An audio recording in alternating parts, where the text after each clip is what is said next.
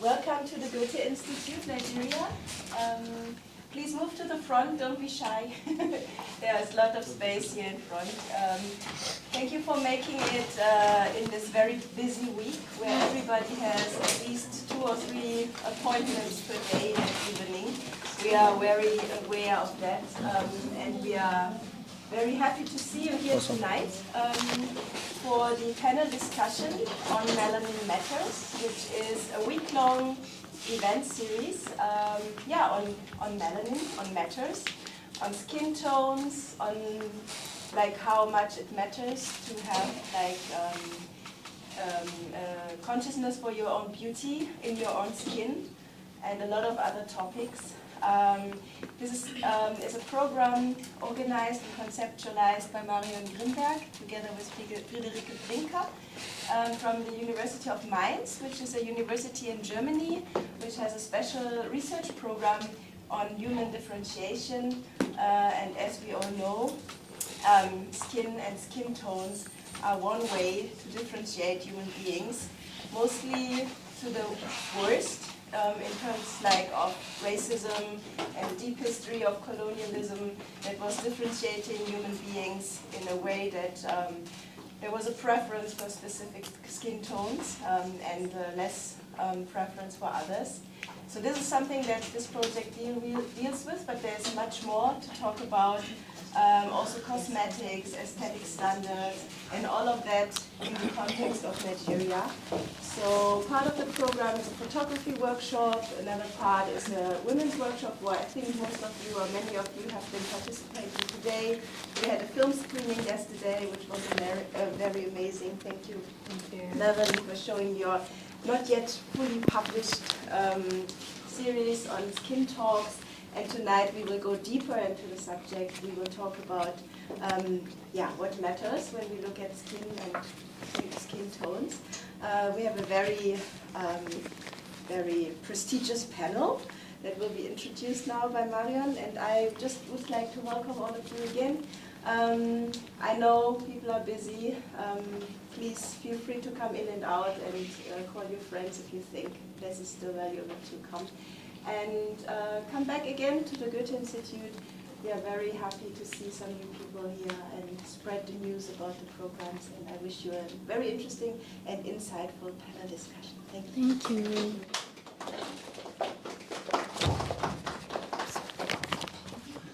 Thank you so much, Nadine, for the opportunity, for the kind words, but also for the opportunity to have this amazing project week here. So to you and to your team, very much thank you. My name is Friederike Brinker. I'm here from the Collaborative Research Center Human Differentiation from the University of Mainz in Germany. And together with the Goethe Institute, we have organized this project week called Melanin Matters. We want to discuss the importance and meaning of skin and skin tones in Nigeria. So apart from this panel discussion, we have, together with the Goethe Institute as well, already had a photography workshop where we have explored ways to portray diverse skin tones and in artistic ways. And we have also reflected on the responsibilities photographers have to create their art purposefully, because it not only shows how they view their work, but also it influences how those who enjoy their craft see the world. We have seen an episode of Skin Talk yesterday by the lovely Beverly Naya. And in this episode and the Q&A after, we have discussed what those of us among us who are parents do to protect their children from the impact of colorism. Furthermore, we have had an academic day during which we had a lot of fascinating lectures, and we discussed questions like what role do skin and skin tones play in Nigerian society, what meanings are associated with skin and skin tones, and how is skin and skin tone discussed in Nigeria's various languages. And just today we had a full-day workshop for women with also Dr. Olufolakomi Kola-Adife and Olubanke Goriola, where we discussed skin health in Nigeria and the impact of colorism on the lives of the participants. The panel discussion today is a continuation of that workshop. So right now I will introduce our panelists. Olubanke Goriola is a researcher, a dancer, and a PhD candidate in the Department of Performance Studies at Northwestern University in Evanston, USA. Her writing and research explores colorism, dance, skin bleaching practices, and the perpetuation of Euro-American beauty standards on dark-skinned Nigerian female performers in Nigeria. She has previously studied in the UK, Norway, France, Hungary, and Ibadan in Nigeria.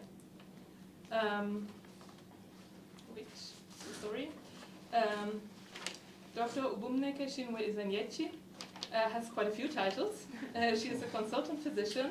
She is a specialist dermatologist, a venereologist with advanced training in clinical and cosmetic dermatology, and she is, among others, a fellow of the West African College of Physicians and an international fellow of the European Association of Dermatology.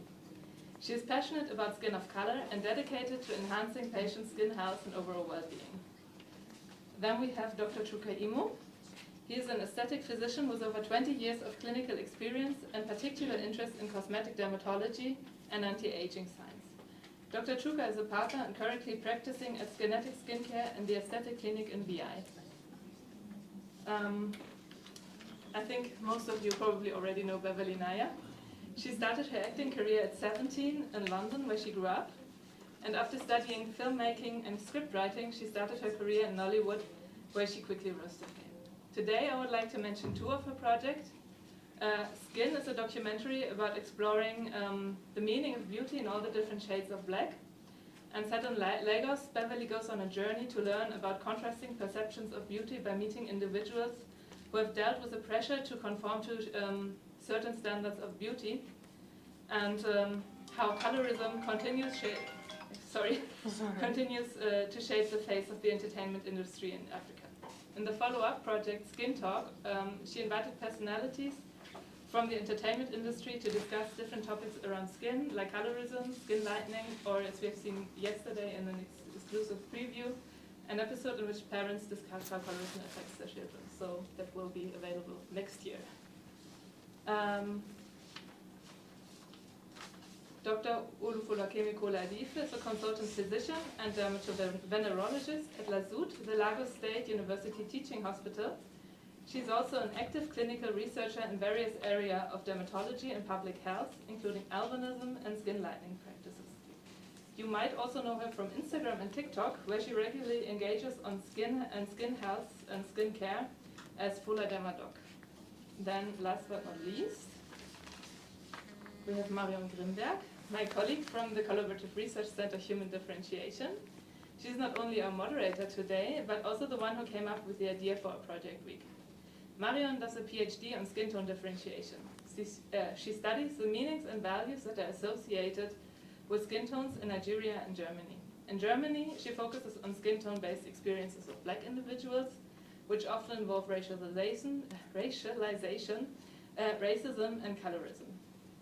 In Nigeria, additional topics such as skincare, skin tone, and appearance, along with other topics, have proven important for her research. So this project week is also a way for her to share her research with the communities that enable it. After the panel discussion, there will be room for questions by the public. At this point, just raise your hands and we'll get going. But now, Marion, to you. Thank you very much, and welcome everyone to our panel. So we'll have two parts of the panel. The first part is about skin health, and the second part about the social implications of skin tones in Nigeria. So it will also be about discrimination based on skin tone. I'll start right away. So Dr. Chuka, from your experience, what can you say about the knowledge people in Nigeria have about the skin and how to care for it? Okay, thank you, Marion, for having me here, and the team for putting this forum to discuss topics like this. So thank you very much. As you all know, Nigeria is the most populous black nation, and we vary very diversely in socioeconomic class, education, access to information.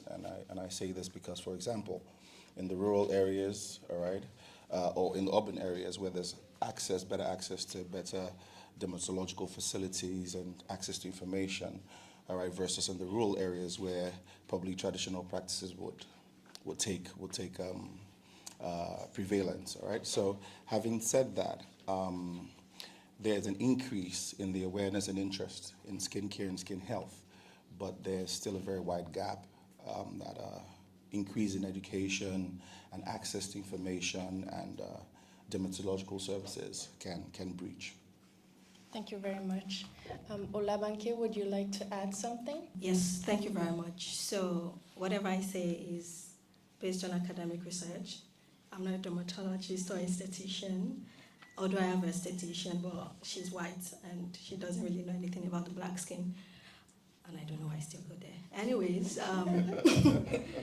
I think what I see that when people talk about skin health, and this is based from my own personal experience as someone who suffered or battled with acne growing up, I think we hide under the idea that we need to get rid of blemishes, and that's one of the ways we get into the idea of skin health by getting acne products, pimples, and then from there people start getting this realization of how to embark on a skin journey.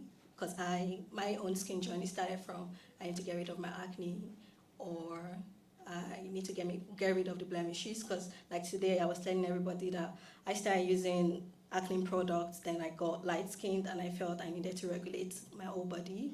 So that was how I knew the whole thing about skin health. And I also got to know about skin health through my mom. My mom used to sell products when she was young, and it showed me about, I was light skinned, and then people would come to my shop and I'll sell. So she knew the idea of mixing creams, so it wasn't really hard for her to say, why don't you go to a pharmacist to mix something? So my friends, or not my siblings, my friends and people in the societies where I grew, it was based on we need to get rid of something.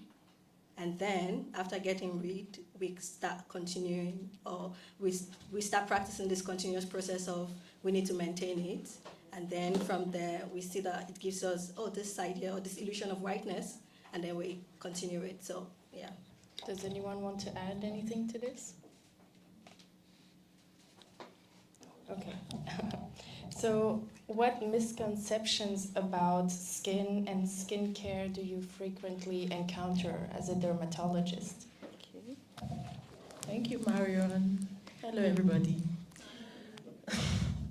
So the common misconceptions of skincare or about skincare in Nigeria, there are many, but I'll just have to state some. Misconception about one of the commonest skin concerns in Nigeria, I must mention acne. So Nigerians do not understand that acne is a disease. So they basically think and believe that acne is a cosmetic concern. Yeah. But however, acne is a disease of the pilosebaceous unit. So that's a very common, sad misconception. The other misconception very commonly is Nigerians don't believe, especially people that have oily skin. They will say, I don't need to moisturize, my face is oily. So that's a very common misconception. The other misconception is generally they believe that black skin is immune to the UV radiation.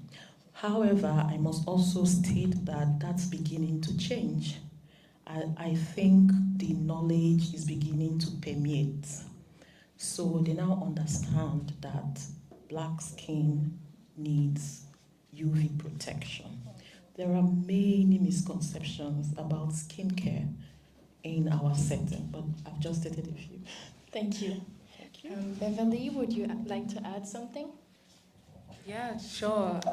That was actually really interesting because I'm one of those people that didn't know that acne I didn't know it's a disease. So yeah, thank you for that. That's really interesting to know.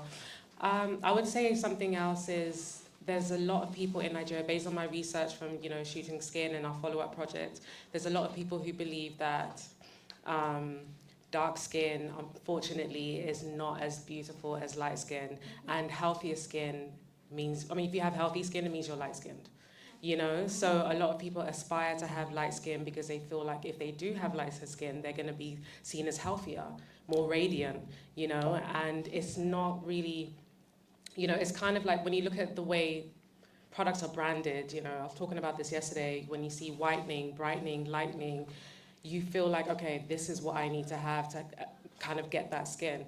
You look at our billboards and you see light-skinned models and they look radiant, they look healthy. We as dark-skinned people kind of subconsciously start to believe that that's what we need to look healthy. So I think that's a common misconception as well, and I think it's something that desperately needs to change because healthy skin has nothing to do with complexion. Thank you. Would you like to say something to this? Okay, so I'd just like to add to what she mentioned. There's also a misconception when it comes to acne, that is a teenage problem, okay? And this is not a teenage problem. We have in this environment what I like to refer to as monkey see, monkey do. A lot of people believe that, one skin routine or one type of skin, one size fits all.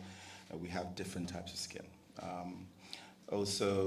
She rightfully mentioned that the knowledge of the effects of UV to the skin and the use of sunscreens is permeating, but still we have a whole lot of people that feel that even with sunscreen use, that it can only be used, it should only be used when you're out or in the sun. So say you have a cloudy day or you're indoors during the day, you don't need sunscreen.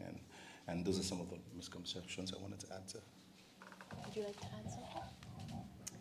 Yes, hello everyone and good evening. Thank you for this interesting panel discussion.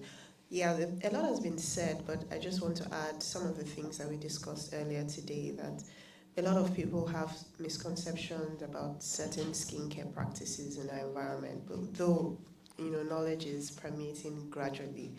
So one of them is that your skin doesn't have any germs on it, and you constantly need to sterilize your skin with antiseptic soaps and liquids. And you have people, I want to use antiseptics in the water, I want to use antiseptic soaps because I want my skin to be clean and healthy. And this causes a lot of problems because our skin is not meant to be sterile. We're meant to have some healthy bacteria on our skin, just like other parts of our body, like the gut and the V areas, and also the same with the skin. The skin needs to have healthy bacteria. It's called the skin microbiome, and some fungi as well, for it to function optimally. And so when you constantly sterilizing your skin, you're distorting the normal flora, and this has been associated with many skin conditions, including acne, atopic dermatitis, psoriasis, seborrheic dermatitis, and many other common skin conditions that we see in this part of the world. And then we talked about the lighter skin having different skincare products from darker skin. People believe if I'm light skin, I should have specific skincare products, and dark people have skincare products, and that's not true. It's based on your skin type, whether it's oily, sensitive, dry, normal, combination, and not the skin color. So those are a few misconceptions that Thank you so much. Yeah, and you can keep the mic. I want to ask you the next question too. Okay. So what are the main skin health issues that you encounter in your practice? Well, as a dermatologist, working both in the public sector and also privately as well, kind of see the main common skin conditions. Number one being acne, but we also see a lot of other skin conditions that are quite common. People don't really know or speak about, and one of them is seborrheic dermatitis, which also kind of follows acne and can be quite distressing. See a lot of people with atopic dermatitis, particularly in younger people, the dry, itchy, sensitive skin. And then we're seeing a lot more with what we call the post-bleaching syndrome as well. So we see people coming in with the adverse effects of long-term skin bleaching, either with hydroquinone, where they have the exogenous ochronosis, the dark blue-black patches on the face and other parts of the body.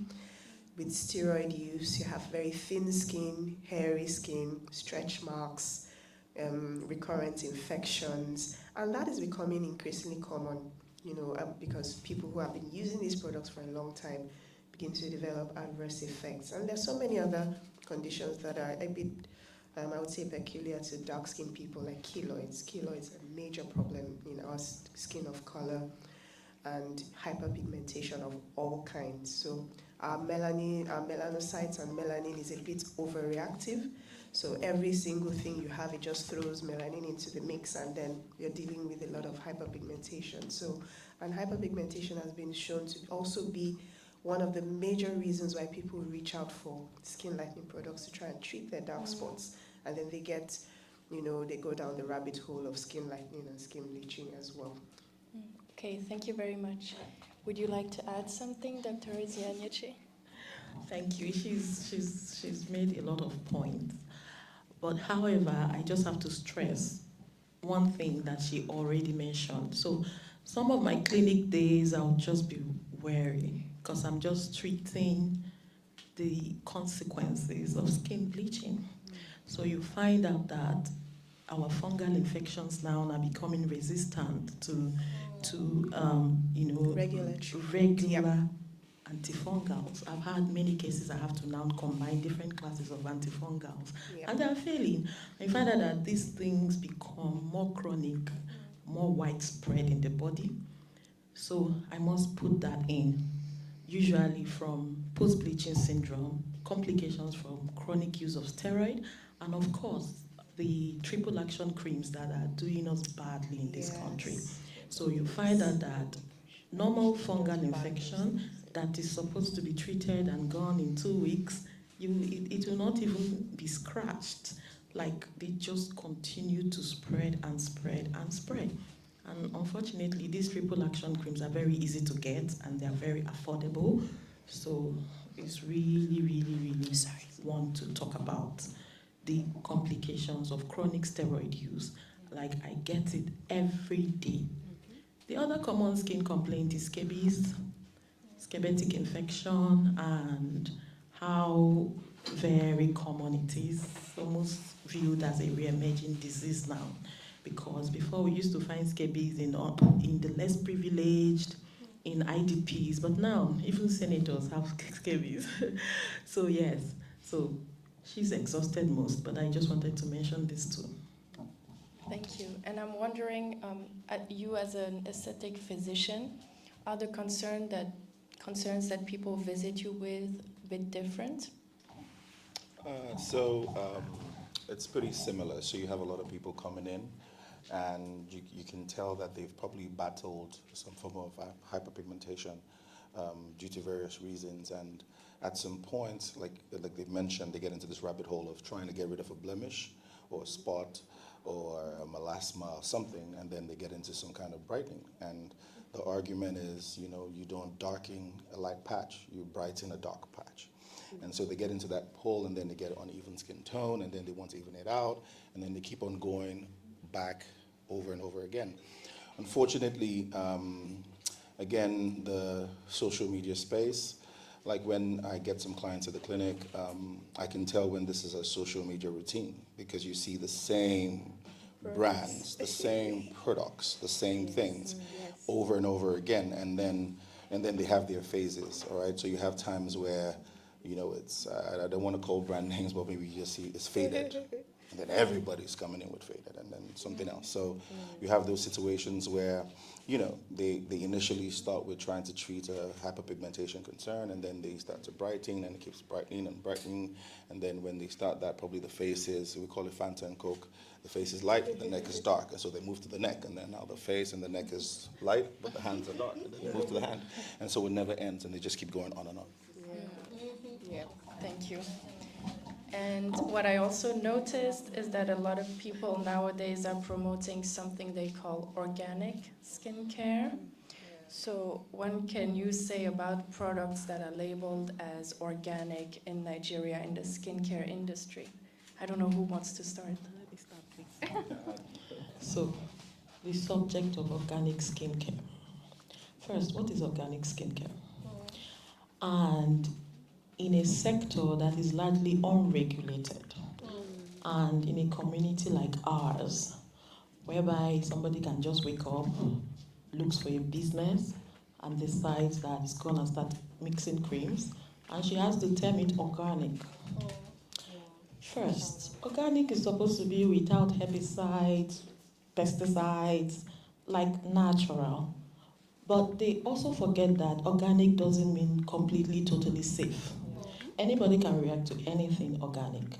The other subject is organic, yes. What about the preservatives? So some people end up rubbing microorganisms, fungus on themselves because of the very supposed use of organic creams, which are not properly preserved. So, organic situation in Nigeria is a sad situation because these producers don't even declare all of the ingredients involved in these creams. And most often than not, when people say organic, they don't even want plain moisturizing organic. Actually, organic cream in Nigeria is synonymous with bleaching cream. So these people pour in a lot of things into these creams, these washes, and claim it's organic. It's largely unregulated. You cannot trust that they have declared all the ingredients and at what quantity. The people using it, are they aware of what they are using? So, organic problem in Nigeria is a huge one because it is being sold online. So you can't even say it is in this shop only. Most of them is online, sold by some faces and most of the time faceless people. And so organic cream business is huge in Nigeria. It also equates to the organic skin problems in Nigeria. So that's what I have to say. Okay, so if I understood it right, there are different levels to the problem. So even if something was organic, it wouldn't mean that it's safe. So organic would mean only natural products, no preservatives, no additives, and so on. But then even that wouldn't be safe necessarily. And then some people claim to sell organic products, but they're actually just mixing products together at home. And because it's kind of self-made, they call it organic. Yeah, okay. I'd like to say something about that. Okay, so I'd like to talk about organic skincare. Typically, the original or what people really believe organic skincare is means non-synthetic, naturally occurring, no harsh chemicals, no genetically modified organisms, no GMOs, nothing. And they usually believe that it's for delicate, sensitive skin, and so it's organic. I don't want no harsh chemicals or dyes or anything like that. But unfortunately, in Nigeria, there's a misconception about organic products. So some of the concerns are little or no regulation. That's one. No standard procedure in terms of how it's made, what concentration. You can have a good product in a bad concentration. So you have a lot of people, and I like to use the example so it's easy to understand. So you have a stain on a white shirt, okay? You could decide to take off the white shirt, go to the laundry, wash it, and take it. But a lot of people want quick fixes, so they say, "Oh, that's a little too long," and then they go in and take a blade, and then they scrape the fabric. Of course, you get off the stain faster, and the blade in this case, for example, steroids. And then, unfortunately, with products laden with steroids, they start to see very rapid positive changes in their skin. But what they're doing is they're technically destroying the quality or the thickness of the skin. In this case, let's use the shirt, destroying the fabric. So the next time you have any pressure, any stretch, any pull on that fabric is ruined. And so you start seeing increasing cases of stretch marks, different kind of infections, and because they've compromised the quality of the skin.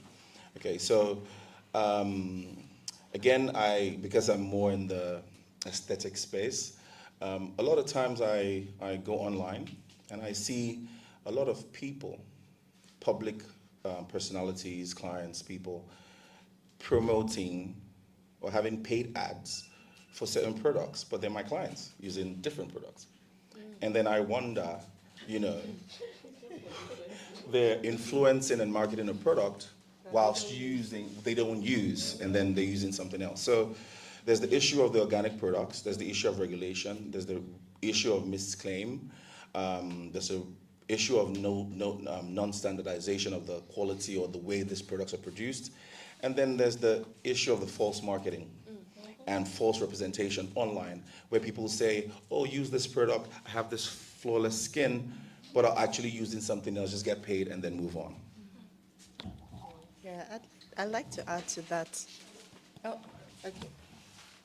For organic products, I always ask people, you want something natural with no preservatives or anything, buy coconut oil, buy shea butter. Oh no, it's going to make me dark. Aha. So it means you know what you're looking for in the organic products. So honestly, if people truly want to go completely organic, they know you can buy shea butter that has no preservatives and no formulations. And then why am I seeing people who use organic products and they come down with the frank clinical presentation of steroid abuse? So you say you're using an organic product, you have stretch marks, you have fungal infections all over the body, you have thin skin, you have hypertrichosis, that's hairiness of the skin. Oh, I only use organic products.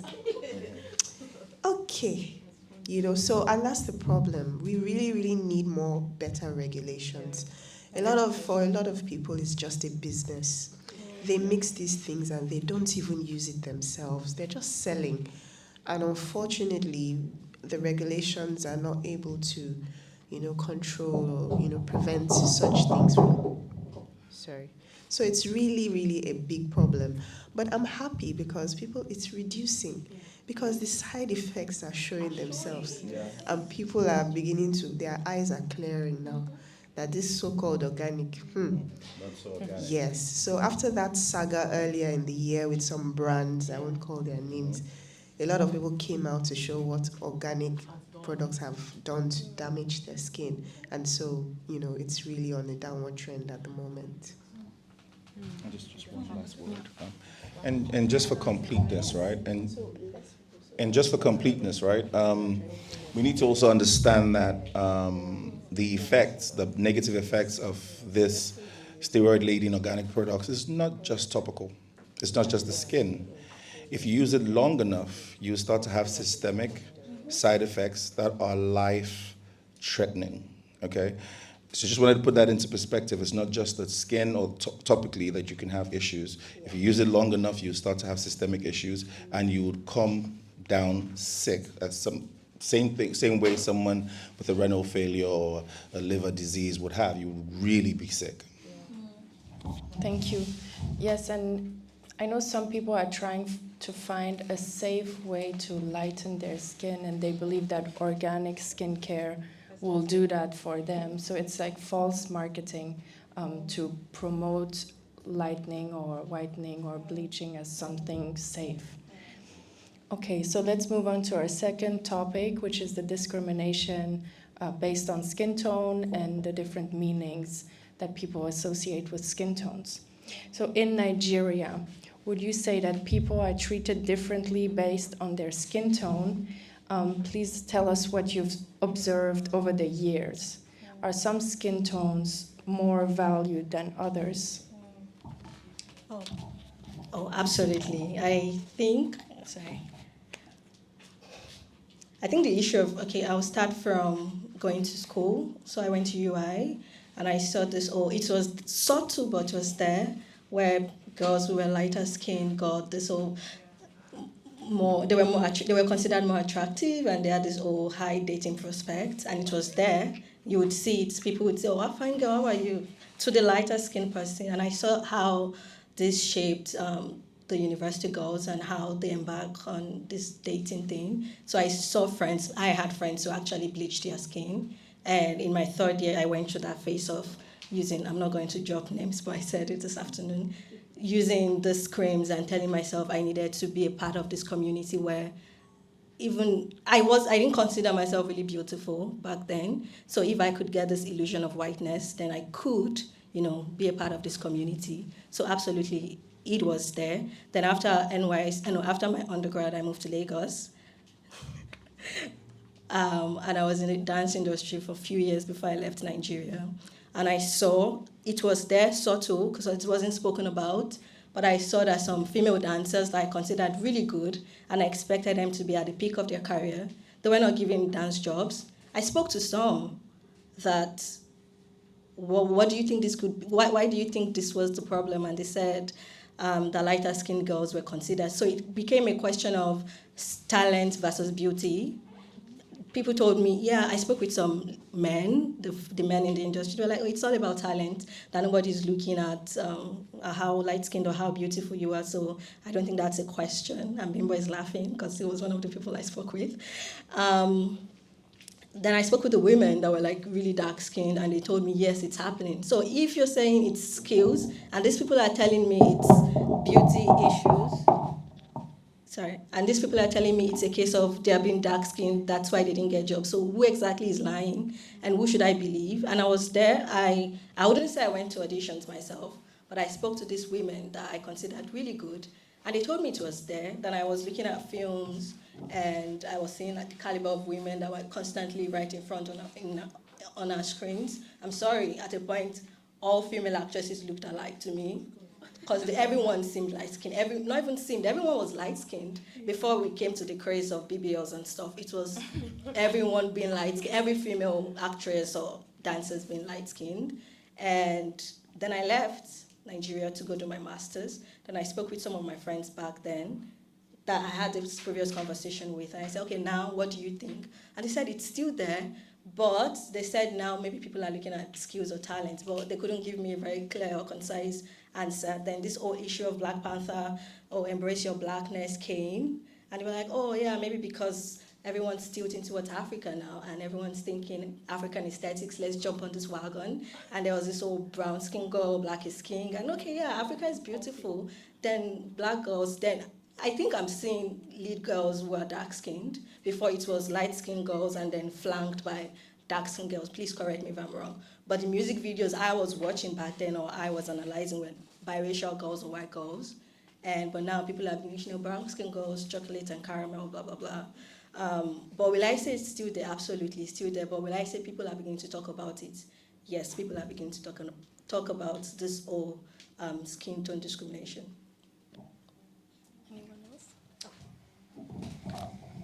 Okay, so this is a pretty sensitive topic, but yes, there's a skin tone bias, aka colorism. It's something that is prevalent in this environment in all the African countries and in fact in the world.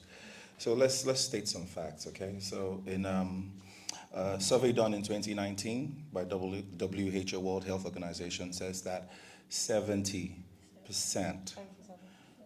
or it's higher now, okay, so 77%, so it's going up like the dollar, okay. So 77% of women in Nigeria have at some point tried a lightening product.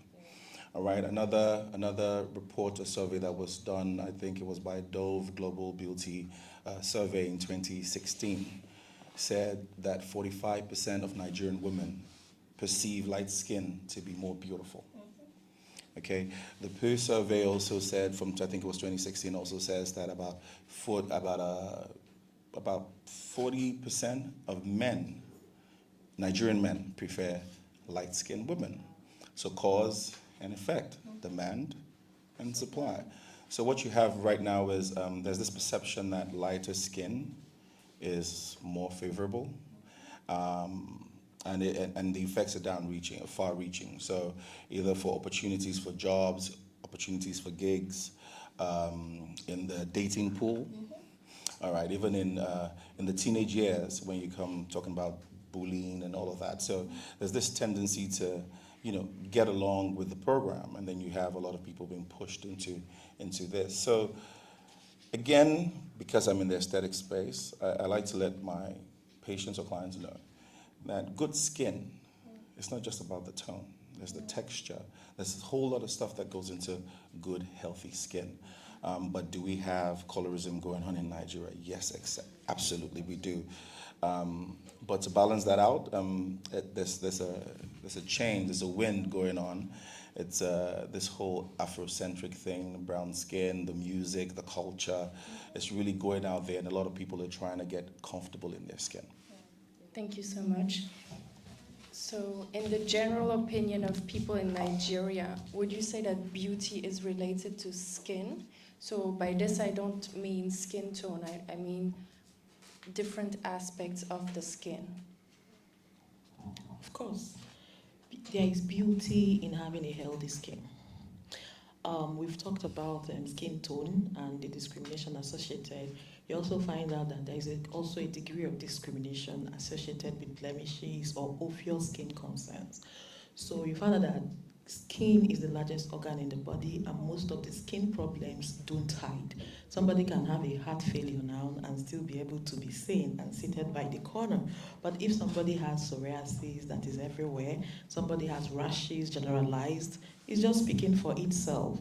So skin concerns actually give patients mental health issues, self-esteem problems. So by all means, healthy skin portrays beauty.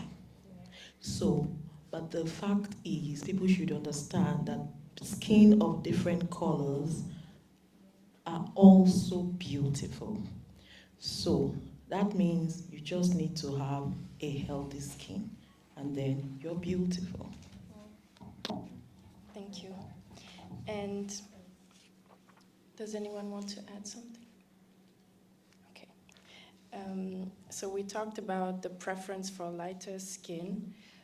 I also want to ask more specifically, is beauty, so the concept of beauty, is that what is related to skin tone in Nigeria?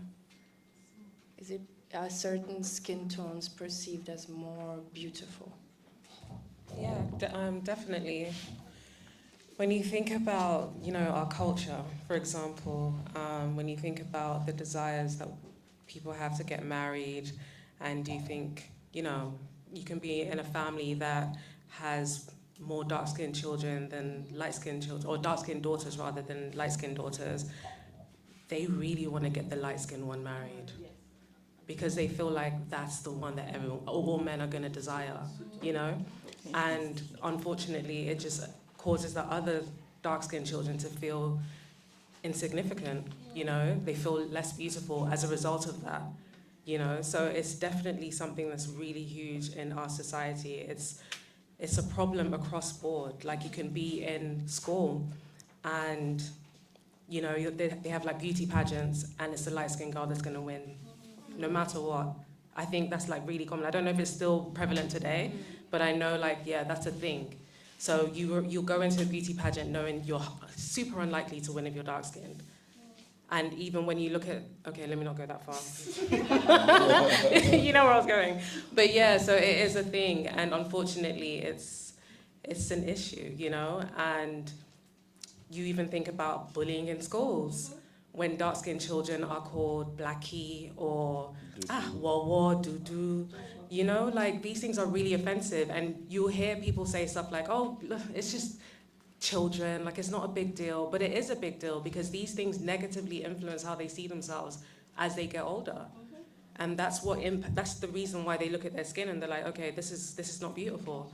And then you have our masquerades. I mean, in Skin, the documentary, we had Hilda Dokubo talk about her culture and a tradition that happens in, she's from River State, I think she's from River State, and she was talking about a tradition that happens around Christmas every single year, where they have masquerades come out, and when the black masquerades come out, like the ones that are dressed in black, everyone has to run away because it's perceived as evil, But when the white one comes out, everyone's like super happy and they're dancing and they're celebrating because the one dressed in white has come out.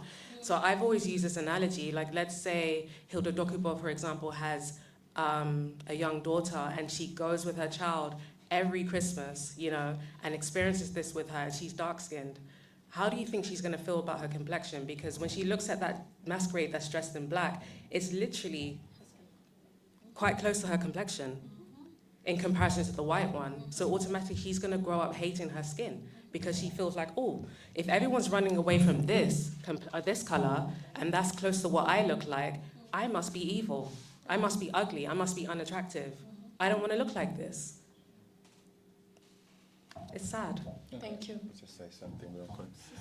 So I have a very personal example. So my wife is naturally light-skinned, and I'm not as light as my wife. Okay, and so we have two beautiful kids. I have a daughter and a son. My son is white like my wife, and my daughter is more like me. And then you have a couple of our friends innocently come in and be like, "Oh, your daughter should have taken your wife's complexion to be more beautiful," and then your son is the one that, he's a guy, so he could have taken yours. And even though it's an innocent comment, like, you can see that there's this perception that, oh, the one that really needs the beauty is the girl, and she should have been light-skinned. She should have taken the mom's color. And then I didn't really pay too much attention to it till my daughter, the kids now, she's 7, they ask very pressing questions. So now my daughter, there was a time my daughter actually asked that, why am I not, as light as mom? And then I knew that, oh my God, this is an issue. So I had to start, having conversations with her about positive words of affirmation. I'm beautiful, I'm strong. And then we have this mantra where, every time I see her and then we hug ourselves and laugh and be like, well, what are you? Well, I'm beautiful, I'm strong. But this is a typical example of how society just innocently, sometimes it's not malicious, innocently just ascribe beauty to being light-skinned. And maybe also the importance of beauty being something laid on women mostly. Yes, right? yes, absolutely. Yes. Well, actually, no, it's men too. I was just about to say. But it's the opposite for men. Yeah. If you're dark skinned, it's like, oh, strong, dark, handsome, and then when you're light skinned, it's like, this one can't take care of me, like he's too soft. So yeah, it exists for men as well, but it affects women more because when you think of beauty products and beauty standards, it's really targeted towards women, so. Yeah, I think Beverly have said what I want to say, but I have a personal experience because, so I have 2 brothers that are like really light skinned, and I remember the doctor telling. You have 2 daughters? 2 brothers. Oh my God. Daughters? Brothers. Not now. 2 brothers, really light skinned, and they took after my mom. And I remember the doctor telling my mom that, jokingly, if you had given birth to my last, the younger one, a day after, it would have become an albino. I was like, oh yeah, whatever. But anyways, I remember growing up where I would, go out with my brothers and really light skinned, and people would say, oh, see this fine boy. Or my aunt is coming home to tell us, oh, why are you so dark? Telling me, like, why are you so dark? Or they tell my brother or compliment my brothers, oh, how much your mommy? Like, oh, you took after your mom is beautiful. Wow. And then I would be in the corner like, I'm here. So it felt like I was really invisible. I know my mom or my parents really tried to say, okay, you were there, but at a point I felt that I was really invisible. Maybe I wasn't a part of the family. Unfortunately, I look like my dad, so they can't tell me I'm not part of the family. But I think because beauty is mostly enforced or expected from women, but like you said, it was when I started looking closely more into issues of colorism that I realized that light-skinned men are considered effeminate. They're considered really feminine, but it's still it's a discrimination, but they are still considered beautiful. Because I remember men asking my brothers out then, I was like, who would walk on the street and I would think they were coming to me, but they were going to my brothers. Like, is it this bad? Oh wow. So yeah, I think the whole idea of beauty and attractiveness, they are synonymous and they can't really be, separated. Yeah. Can I add something? This is an interesting part. So, colorism is a sad situation. But what's important, like other speakers noted, is this colorism actually starts right in the family. Yep. Really. Most women or families are sad with darker skinned daughters. So it means their ability to pull in high-end men is already limited.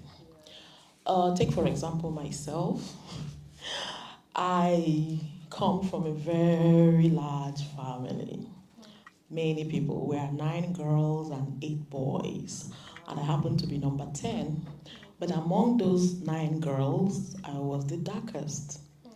Yes, people in my house are quite light-skinned. Though growing up now, I discovered that some were actually bleaching. But I had a lot of older ones. But generally, they are fair people. So in my own situation, my dad always called me a super girl. So they used to call me the chocolate, the milk. So I didn't have problems being dark-skinned at all, even though I grew up in the midst of fair men, fair women. So in my family, I was the darkest, especially in the women. In fact, in the girls, I was the darkest. But my dad in particular, I was his favorite girl, so he always called me Supergirl. So I always I didn't even know that it was a problem until I came up to secondary school and I find people trying to be fair. So it's been something abnormal to me. Fast forward to now that I have a daughter. My daughter is my complexion. Anyway, my husband is dark. So it's no brainer that she's the color. So, but the onus lies on me to really make her feel included. And now that she's in the university and also among whites, I needed to prime her. Prime her. You are beautiful, perfect. In fact, nothing closer to you. You are perfection. Love your skin. I like to retouch my hair just because I can't deal with the natural. But my daughter, she decided to go all natural because it became a thing a few years ago. So I just let her love yourself the way you are. So what am I saying? Colorism actually starts in Nigerian families. So for me, I didn't experience it in a negative way, but I knew that the onus lies on me to really, because to really get my daughter primed and feel beautiful and ready to accept herself the way she is. And even this colorism also enters into the shapes of African noses. So that is also why in my aesthetic journey, I never do that nose thing. I just decided not to offer that service. Honestly, I just decided not to even learn it. I don't offer it because it's also part of the problem. I don't understand why I have to put a ridge here. I don't understand it. So what am I saying? Colorism is diverse. Even in the shapes of African women. We are built with butts. Are you getting me? We have larger frames, in quotes. So those are all different aspects of colorism. So, but the skin tone discrimination is more widespread. But if you look deeply, you find different other affectations of people's lives with colorism. So that's what I have to say. Thank you. Whilst we're speaking, something just crossed my mind. And it's a whole lot of things, to be honest. Let's talk about some phrases. The dark sheep. The black sheep. Or the black wolf. Yeah. Funerals, you wear black. Yeah. Or weddings, you wear white. Or you know what I mean, like, or the you have the adjective of blackness. That encompasses all of that. You just find that those adjectives always have some kind of negative connotation, and so these are mental imprints. They're just things that over time, like I realize that it impacts the way we see ourselves and think about ourselves. So I don't know one person that would have a speck of white paint on their black dress that would be really bothered over time, and versus someone who has a white shirt with a black speck on it, right? So these are things that over time, and even in our educational system, different phrases, different adjectives that portray blackness as a negative thing. Yeah, I agree, and I was actually going to say that as well. And to add to that, it's really important, like words of affirmation and stuff like that. It's really important that we definitely instill those in our children from a very early age. But then it's also what they're watching. Like to add to what you just said, like you watch cartoons, and I think I mentioned this yesterday. Some characters, the evil characters, are always in the the evil characters are always the dark ones or the in the black clothing, and then the good characters are always, you know, more radiant or in white clothing and stuff like that. It's just very subtle, you know. When something negative is happening, it's always everything goes dark, you know, and our children are watching this and they're thinking to themselves, oh, so if this means it's evil and I look like this, then surely I might be evil too. It's really subtle. So we have to be careful with what our children are consuming as well, what they're reading, you know, the kind of friends they're associating with in school. All of these things can negatively impact how they see themselves in the future. Thank you. And are you seeing change in Nigeria when it comes to differentiating people based on their skin tone and discriminating people based on their skin tone? Well, yes, there is some change, but I don't think it's fast enough. There still is a lot of discrimination, but like we said, in very recent times, I think there has been a very deliberate move in the media, both in television, in film, and in social media, to be more inclusive of all skin tones and all skin colors. And I think it's gradually picking up. So you have a lot more people, you know, being positive about their skin color. I think I want to actually appreciate Beverly, who is right beside us, because she was one of the first people in the industry to have and just work on having healthy skin. Yeah, but we still have, you know, the people who can't even afford to treat the side effects of these problems are the ones we see in the teaching hospitals with EO, terrible EO, and this person that's exogenous oculosis does not have the means to manage it at all. So there is a bit of a, I would say, economic divide with the progress. And I think whatever further interventions that we're going to have for colorism, skin tones, has to go to the grassroots levels, to areas where people are not really on social media. They don't get to go to the movies or the cinemas, but the everyday folks who are still buying the white and, you know, things like that, and destroying their skin, you know. So that's my observation. But there is some improvement, and we're grateful for the champions in the various industries that are pushing that forward. I beg to differ, Dr. Cole. Like on face level, my first response would be no. There's a lot of pretense out there. They want to be seen as though they are making changes, but internally they are not making no changes. If you go the population, the community, take for example, how many receptionists are dark-skinned? Do you think there are no dark-skinned applicants? If you go to the banks, how many of them marketers are dark-skinned?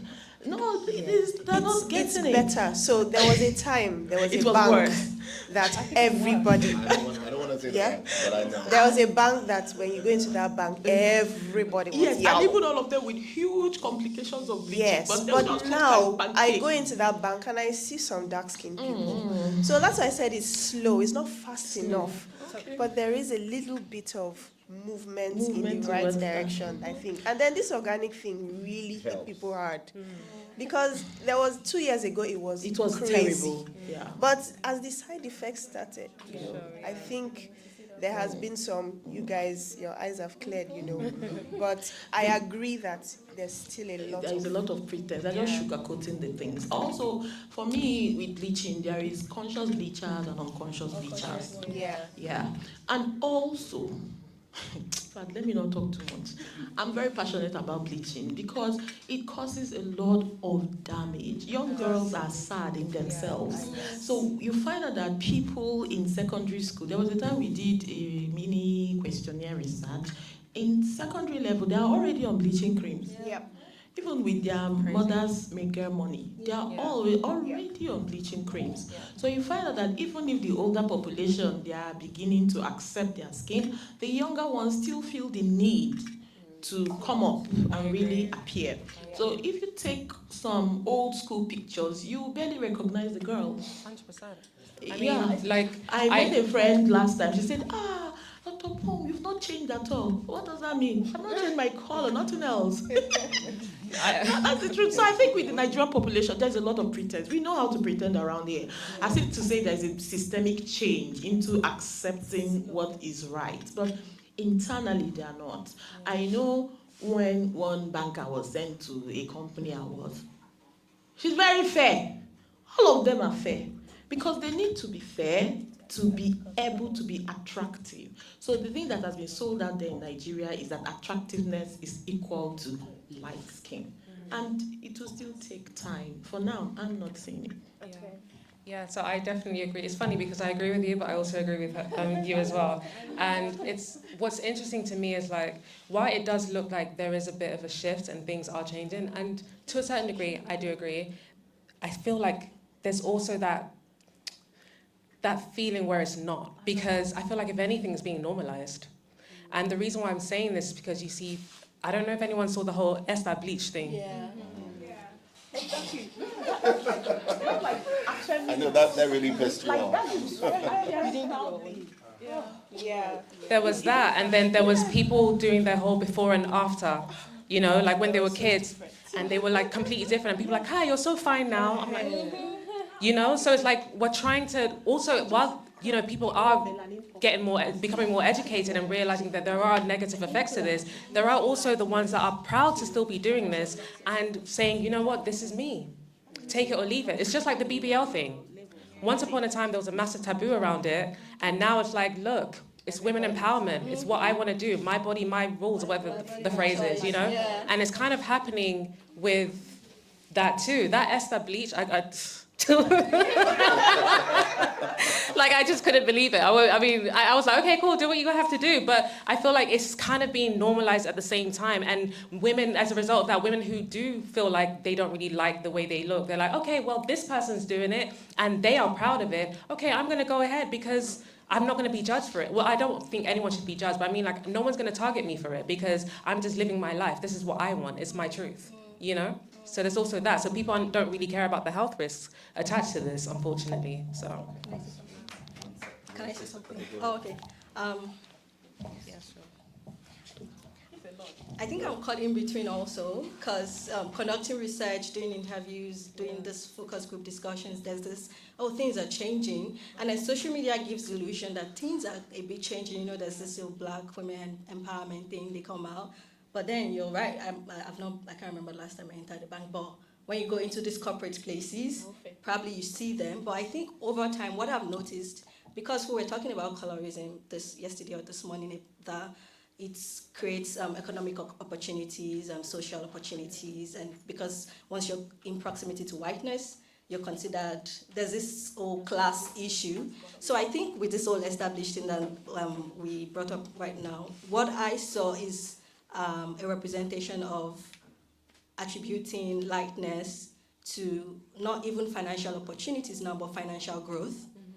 So, financial progression. So I need to show, they feel they need to show some form of glowing, and glowing or growth not in form of I'm taller, I'm bigger, but in form of I have enough money to bleach my skin, and God help them, they probably have enough money and can buy the higher grade of skin bleaching products that you would not know that people are actually bleaching until you move closer, because that was the issue that came up when I was speaking with my advisor, that there is class. When some people bleach their skin, especially the people from the lower economic, you would know, because they use the lower class, the one mixed by the roadside.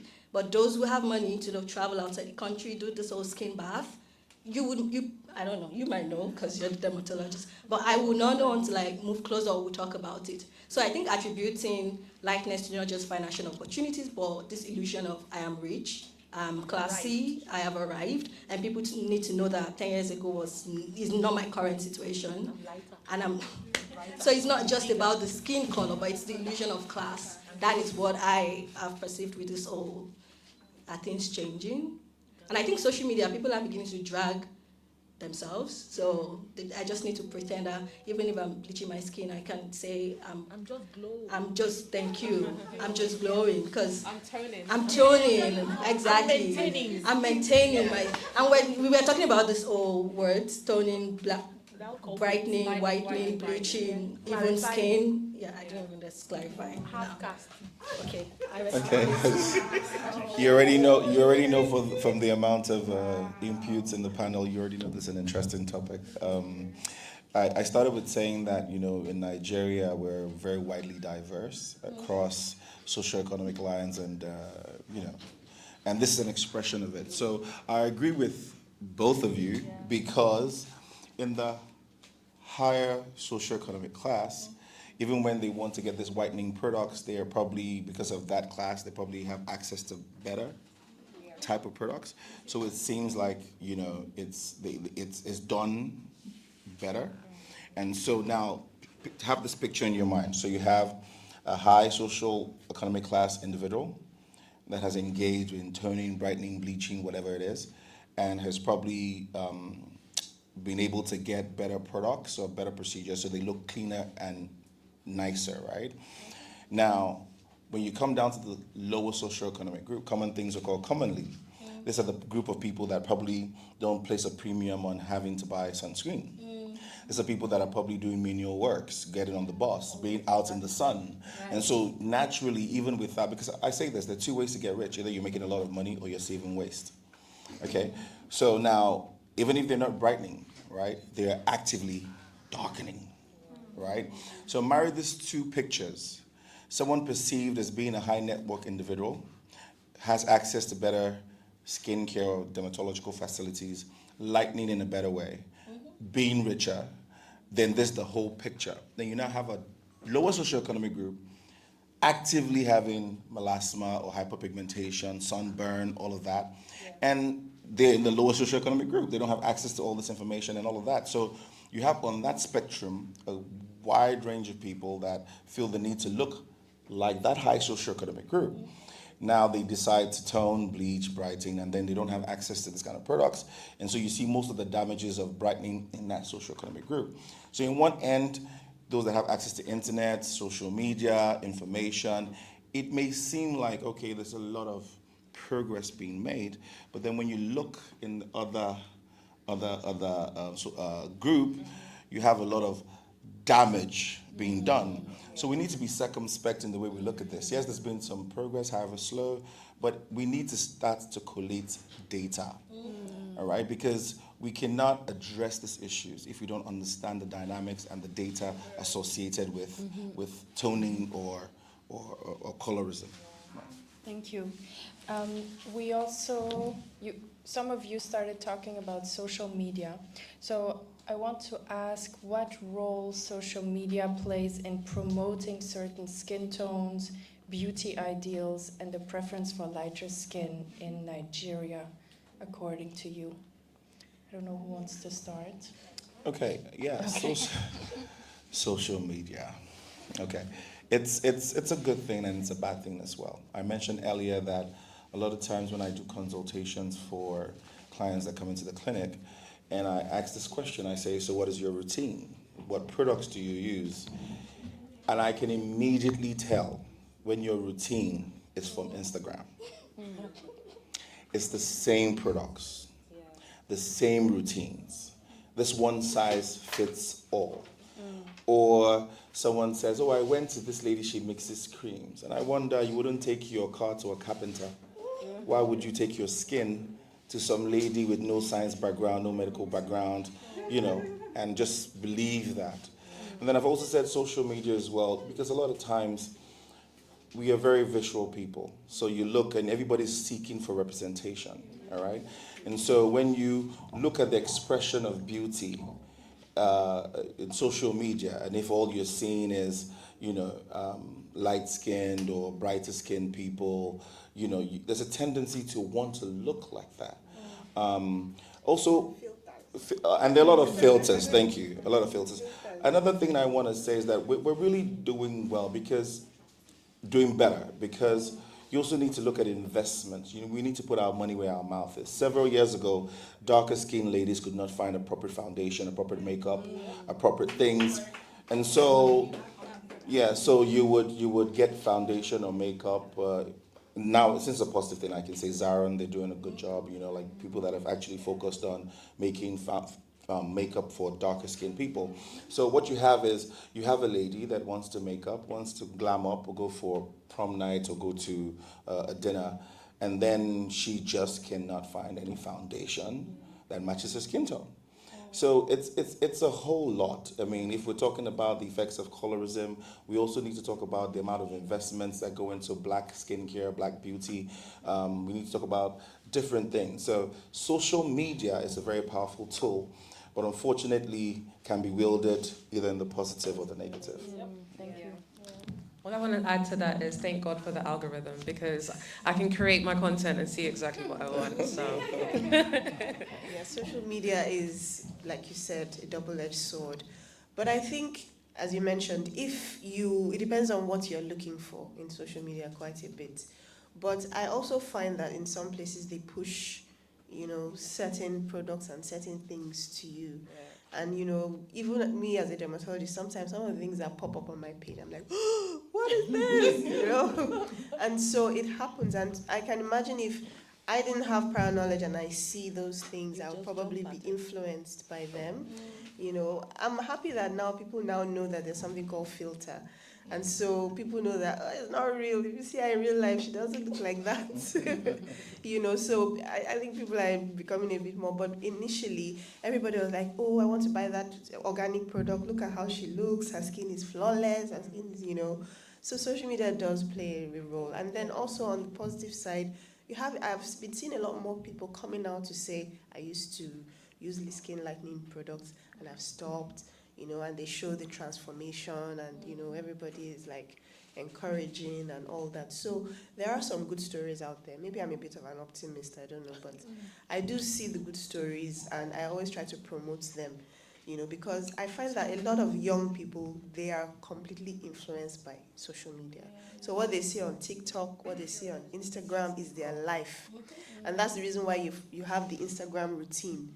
Because anything their favorite influencer says is the latest, best skincare product, they are going to look for it and buy it and use it. So it does have, I also find that now social media is promoting skin lightening in a funny way. So people are using products used for hyperpigmentation and now using them for their body, and so they say, oh, it's just for the hyperpigmentation, but it's gone now. You don't have hyperpigmentation again. So why are you still using it? And now something that's meant to be to treat dark spot, you're using it in a body care lotion. Why? Do you have hyperpigmentation all over your body? No. So that happens, and so yes, social media, it has a major role to play to try and influence, particularly the Gen Zs and the Gen Alphas whose life is social media. They don't even go to Google anymore. You want to search for something, you search on TikTok, and so we really need to, look at that for influence. To add something to the positive messages that you've addressed, you, for example, have an Instagram page where you educate about skincare, specifically for Nigerians or for Black people. Yes, thank you. Yes, Dr. Cole is doing a great job because most of us are so busy that we don't actually impact online. So we are very proud of you. So yes, effect of social media on the skin saga. Okay, let me just give a practical outlook. So you find patients, they come to you, and you say, please, if you're coming, come with your medications. One person will come with 30 products. A big bag. Like everything she got from Instagram. 30 products. Some are even duplications of each other. Some are just cosmetics. They're not even medical grade, because what the person needs now is actually medical treatment, professional medical treatment. So that's the effect of social media. Social media can be seen online in real time. If it's recorded, it still stays. You just need to search it and you're consuming it. Social media is very portable. You're with it on your phone. You can use it on your laptop. Social media is the main source of communication now, even for the younger people, for the middle age, for the older people. Everybody's consuming information from social media. That is why the so-called influencers have now become doctors an expert in skincare. So, yeah, so you find out that the gullible people actually consume it because the belief that somebody influencing something or selling something, that the person is being truthful, or that the person actually has the knowledge to be able to sell that. Yeah. So, but that's not true. It's just social media. It's like nobody can be held accountable of anything. You are the one to hold yourself accountable to what you consume. So that's the effect of social media. Social media, it can be seen as a two-edged sword, but in skincare, it's more negative sword than the positive. It's only positive for the brands that are selling those things, but I think it's 70% negative and 30% positive. Yeah. Thank you. I feel like integrity is so important. And I feel like, I mean, I represent a skincare brand and I've been representing them for over 6 years now. And something that is like really important to me is to ensure that I'm not talking about any products that I don't actually use. You know, there are actually some products that don't work for my skin. And I tell them, like, look, these products are great and I know they may work for other people, but I don't feel like it works for my skin, therefore I'm not going to talk about these products. And they're like, okay, cool, we appreciate that. You know, so I feel like it's not just about the money. We need to ensure that, you know, we actually align with the brands we're representing as public figures, ensure that these products actually, we are using them, you know, that way we can promote them confidently as opposed to causing someone else skin damage just because you want to make money. You know, I don't agree with that, so, yeah. Thank you so much. Okay, thank you very much for all your insights. It's now time for me to open the floor for questions from the public. So Friederike will go around with the mic. Just raise your hand if you already know that you want to ask a question.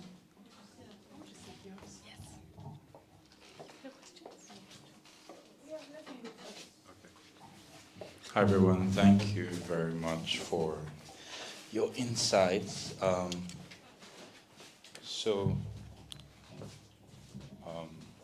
I've learned a lot in a very short period of time, and one of the questions I have is, there's so much, when I think about these things you guys talk about, I think about it from, the first question is, in order to solve the problem, you need to know the origin of it. And imagine a world where everybody had blemishes. The person with the clear skin will be the problem.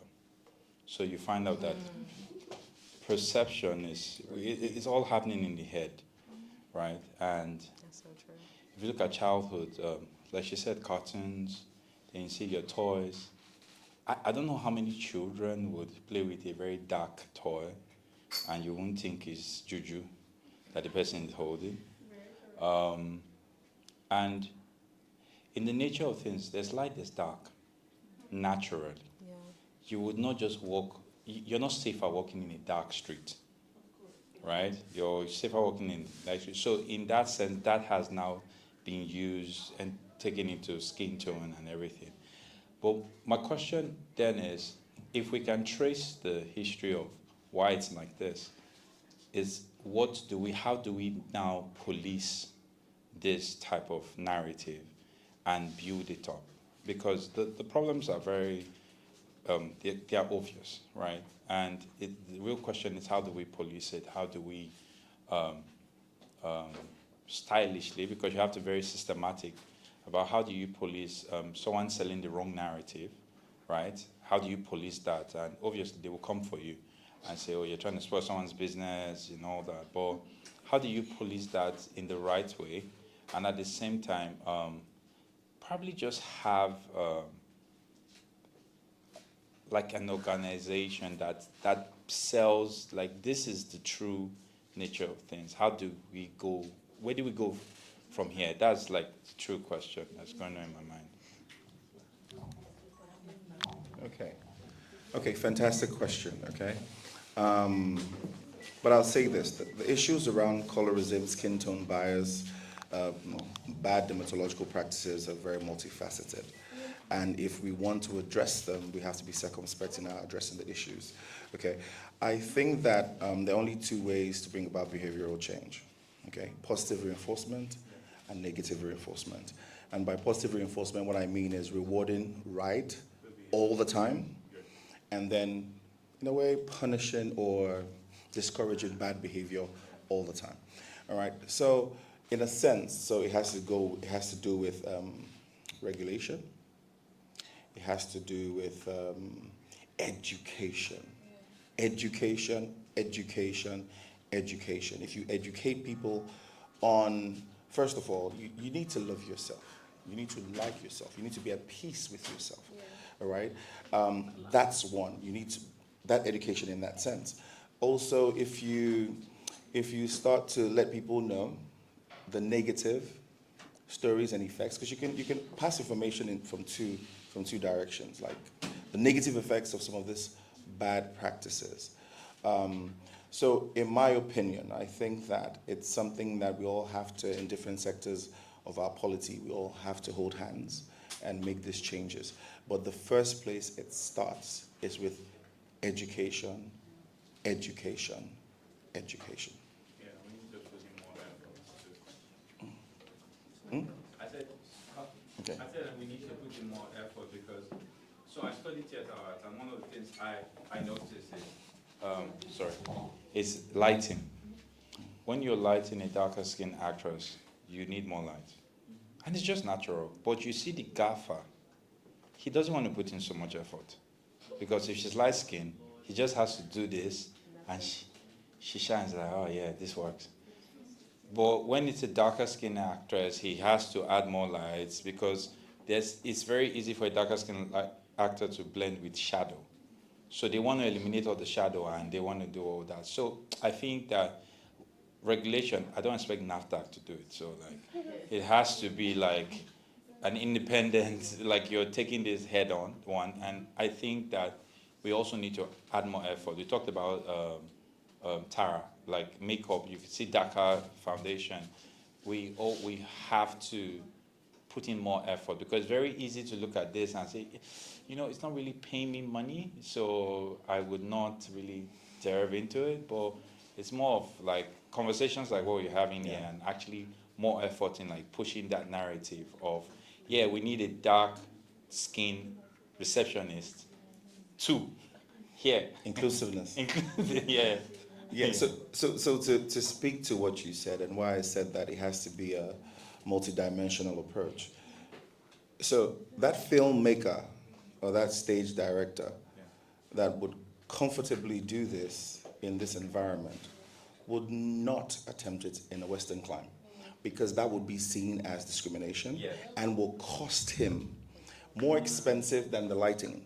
So you see what I mean by it? It's a multifaceted approach. Okay, so the regulation, compliance, the society, what we stand up for, is so broad. Everybody has to hold themselves hand in hand, all right, to address these issues. Thank you. Yes, we only have one mic. Okay. Just to try to add something to what you asked. So, I like to think of solutions in terms of what I can offer. Like you want to change the world, you start by changing your own self. So I think charity begins at home.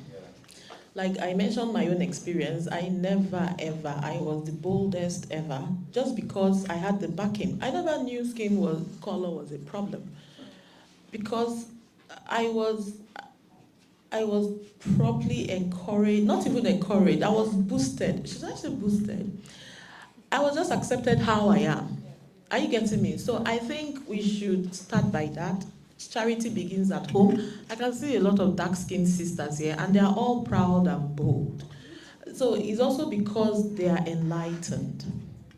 So I think charity begins at home. People should begin to acknowledge and appreciate. I mean, we are Africans. Are you getting me? We are Africans, and that's what we are. That means that higher percentage of us are dark-skinned. How long do we want to bleach this skin? You bleach, it will come back. You bleach. So where is it gonna stop? It cannot end. So like it's just to agree and be fine with it.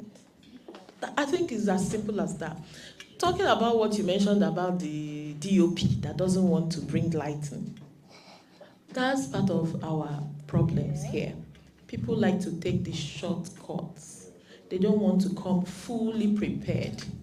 Because if you're doing a shoot and you're expecting different types of people, I believe you should come with different grades and categories of lighting, because that also causes the pressure on these artists to bleach.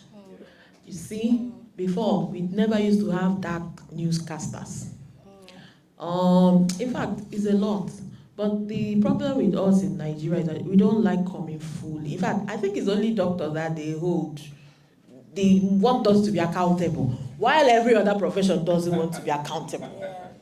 Are you getting me? So I feel people should be accountable at their different spheres of life. Are you getting me? You come to school, they want to do something, a debate, they will choose the fair-skinned girl. They want to do prince and queen, they will choose, even as at kindergarten level. So you see, those changes need to start happening from the lowest cadres, from homes. Are you getting me? You'll find some daughters asking their mom, I don't look like you. She didn't know that the mother have bleached to 5 shades upwards. And she's claiming that, Mom, why don't I look like you? Are you getting me? Because the mother herself has become another race entirely. She will bleach. If she doesn't catch up at home, she will catch up when she's independent. So that's it. So if we are able to start at home, but the problem is parents are even beginning now to bleach neonates because they don't want to be asked questions, why is this child so dark? They'll need to upgrade those children to be able to look like their bleached self. So I think that charity begins at home. We should be able to, start and propagate the changes from homes and from, different spheres of life. From your own experience, do you think, this is my last question, do you think that we should, because I'm seeing a serious dilemma here, we might not need to talk about skin tone. We should actually sell beauty, like you're beautiful yourself, because you then find out that if we sell dark skin, soon enough, someone who's light skinned would not feel among. Right? So that very woman. So imagine a classroom of light skinned children, then dark skinned children, and there's the light skin. The person can suffer from a bit of discrimination if the celebration of the dark skin becomes higher than the other. So I think. But we have not gotten there. The truth of the matter is that light skin privileges are there. The people that enjoy it perceive it, and they know. So we've not reached there yet. Okay. When we get there. No, it's just like when you talk about women empowerment, women defense, doesn't mean that men don't need to be empowered. It's just because women are more prone to that. So you solve the problems, and then you deal with the antecedent ones later. Exactly. Yeah. What was I going to say? No. So, I mean, literally what she said. And also the fact that, you could have a group of children in one room and the majority of them are dark skinned and there's that one light skinned child. That light skinned child is going to get idolized. Yeah. I just wanted to point out to something else that you mentioned, that's the issue of regulation. So in most developed countries, there is strict regulation. It's not like people don't want to look for these things, but they're illegal, they're not available, and all that. And the people who sell them are prosecuted. Like what Dr. Chuka said, the negative reinforcement is not high enough in our environment. And unfortunately in Nigeria, brands are more important than health. And that's why a brand can be arresting people who are trying to speak out about the negative impact. Yes. So we need as a society to prioritize human health over money and brands. Right now it's the other way around. And if we can do that and we have stricter, yes, people will still look for them, but it will be more difficult. For instance, I see absolutely no reason why people can walk into a supermarket and buy clobetasol. It's like the strongest steroid. If you go to any developed country, You cannot get clobetasol unless you see even a dermatologist. Even GPs hardly would prescribe it because it's really strong. But in Nigeria, it's registered as a cosmetic.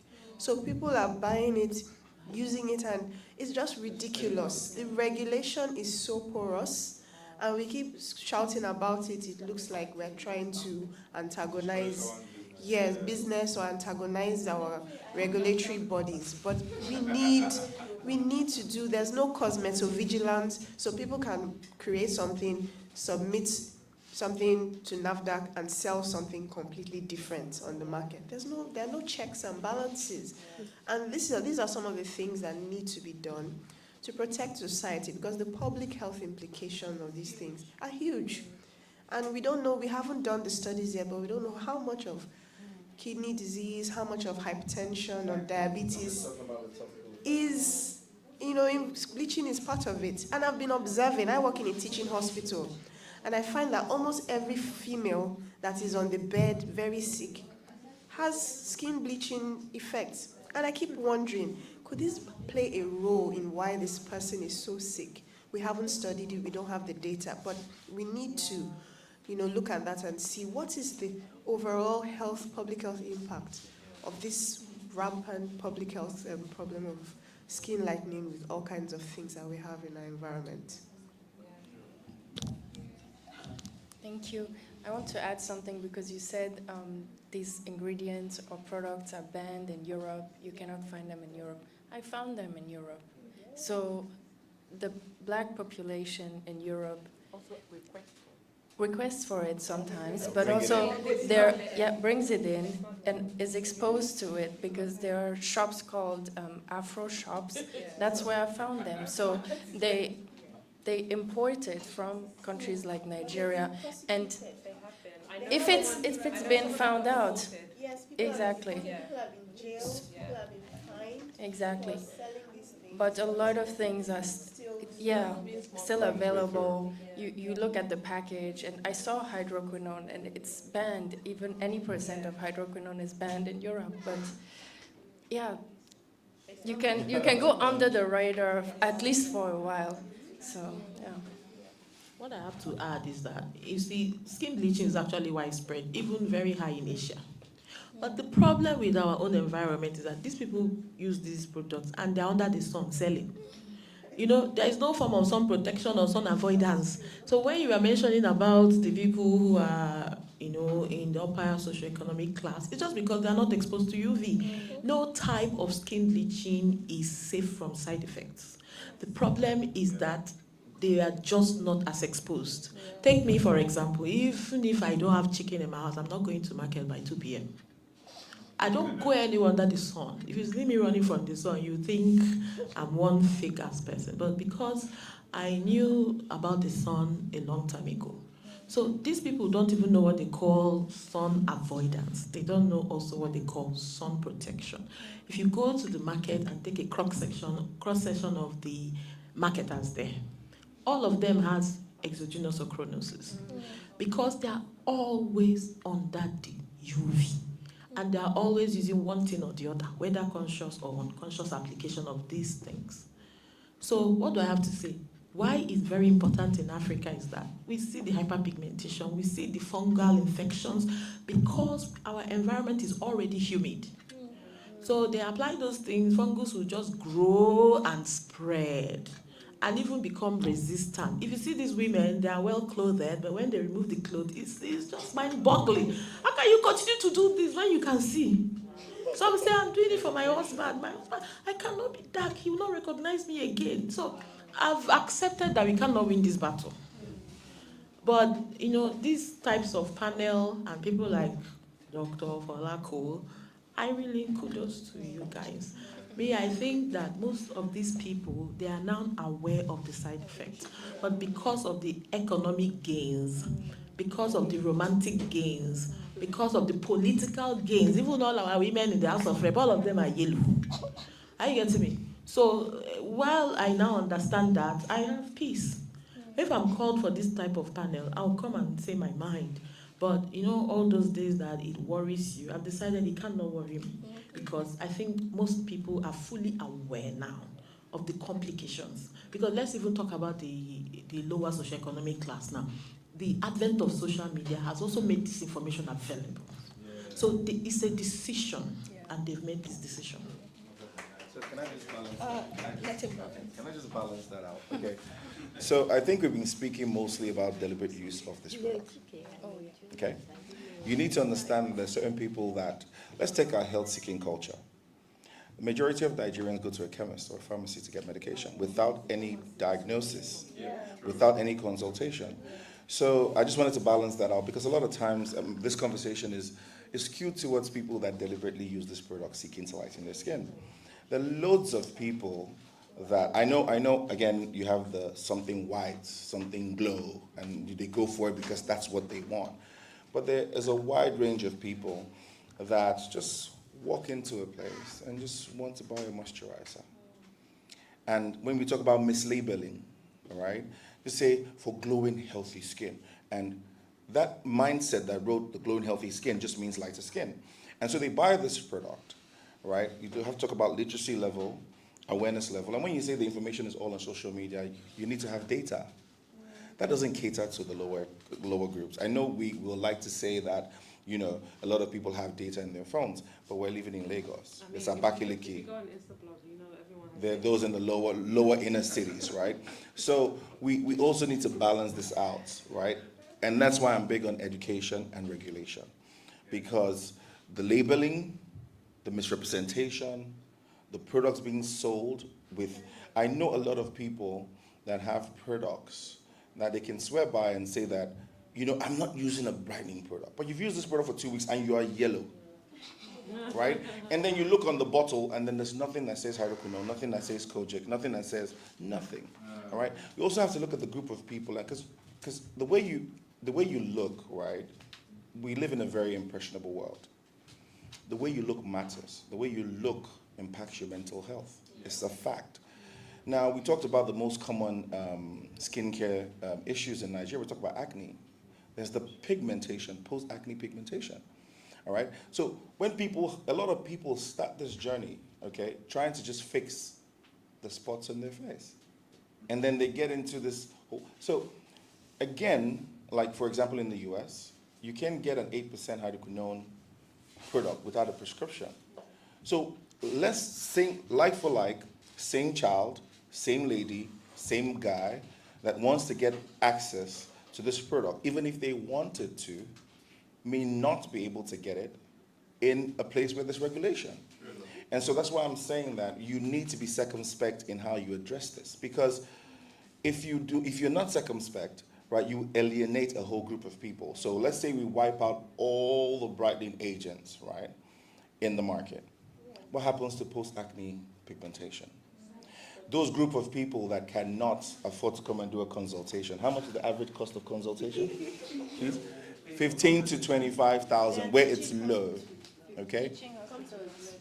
All right. So if you say that they're teaching hospitals, man hours, it accounts for, so you're talking about someone who is a low socioeconomic group that needs to work, that needs to go out in the morning to feed at night, and you're telling them to come and spend 3 hours in the waiting room of a teaching hospital. And buy the medication. And then buy the medication.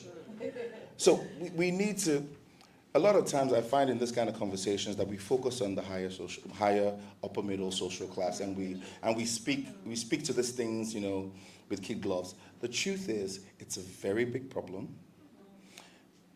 Again, we need to hold ourselves hand in hand, multi-dimensional approach, education, regulation.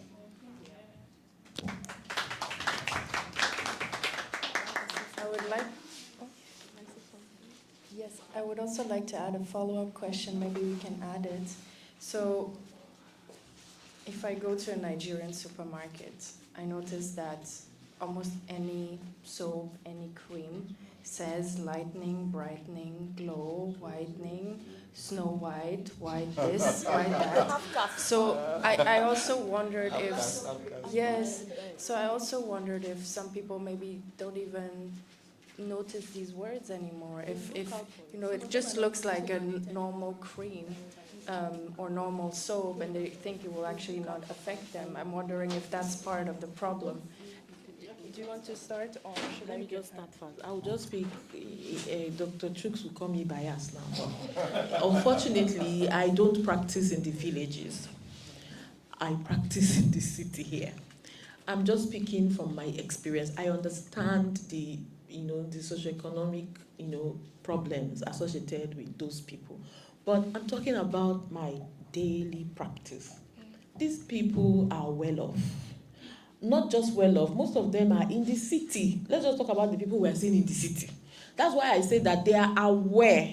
They actually look out for glow, look out for clarifying, look out for half cast, look out for dark spot removal. That's also earlier on, I stated that acne is a disease. So, when they get all those post-inflammatory hyperpigmentation, it's because of the poor management of the acne ab initio. That's the point I'm trying to make. So I surely believe and agree that in the inner villages, of course, there is a problem of being able to access good skincare. But I'm speaking about this our environment, where at least I mingle. Most of them actually seek out for these things. And in terms of regulation, NAFDAC, we can't expect NAFDAC to regulate because all they know is pay money and get a NAFDAC number. And they don't even do timely checks to check the quality of the constituents or whether it's what they applied for that they are still producing. So we've lost that one to NAFDAC. The other one is, that's why I still acknowledge Dr. Folako that is on social media, because most of the other things on social media are negatives. At least so we have one good voice. So, but you see, they will still see and scroll away because you're not talking about how to get white.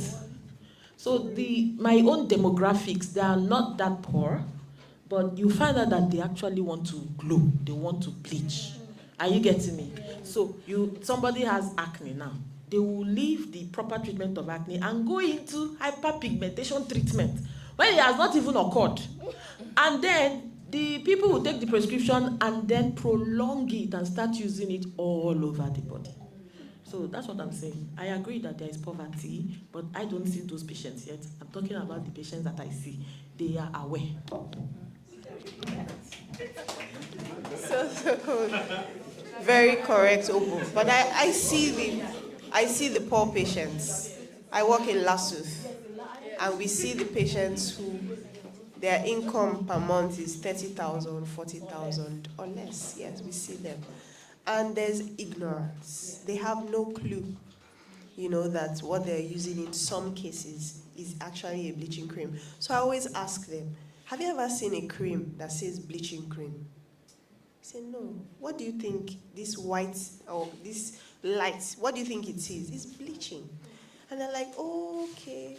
Yeah, but this has been my color. So, but let me just let you know that if you stop this, you get dark.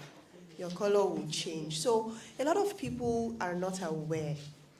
Or they maybe some subconsciously they are, but they've not been able to admit to themselves that this thing they're using is this. And because it's what is common, it's advertised, and it's cheap, it's affordable. So you have something that is 1,000 naira, 2,000 naira, yeah, less than 1,000 naira. Of course, that's going to be the first thing that it's even more expensive than ordinary petroleum jelly that is normal. So the regular normal creams are even more expensive than most of these lightening and bleaching creams. So you find that they just naturally, go towards it. And because their marketing is good, they use bright colors. So when you walk into the orange, red, yellow.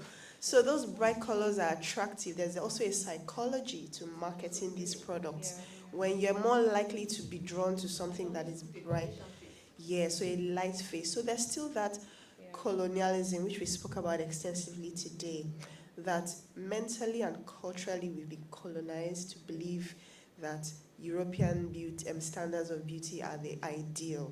And so subconsciously everybody is striving to achieve that, whether it's their skin tone, color, even hair, so many areas. And so we need to try and bring people back to say black is beautiful. Embrace your color, whatever color it is. and not always try to be lighter or brighter. But the problem is that a lot of people honestly do not set out to bleach, like what Dr. Chuka said. They are trying to get rid of spots. They are trying to, they call it, have a clear skin, even skin.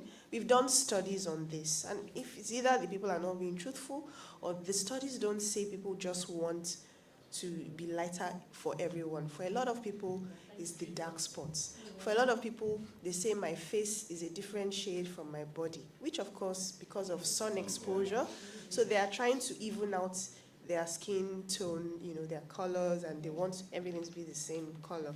And then they end up going into this, skin lightening. And for poor people, it's affordable. Yeah, you can buy a triple action cream also for about 1,000 naira or less, and you use it and damage all your skin and stretch marks and the fungal infections. So I think it's a regulation problem. When it comes to the masses, the government needs to step in. It's not something that people would do without government getting involved and trying to regulate and sanitize the space.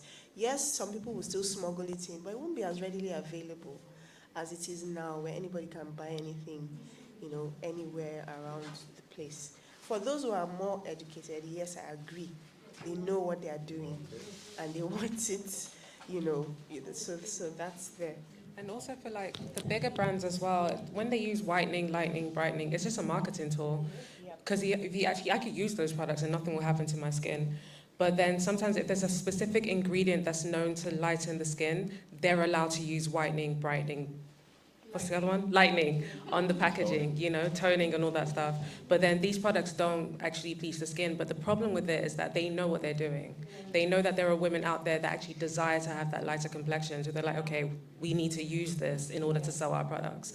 I think it has been regulated in a lot of countries. I know like in India, even in Nigeria and Ghana as well, like you can't actually use, well, I know, for one of the brand I represent, they don't use whitening, lightening, brightening on products anymore.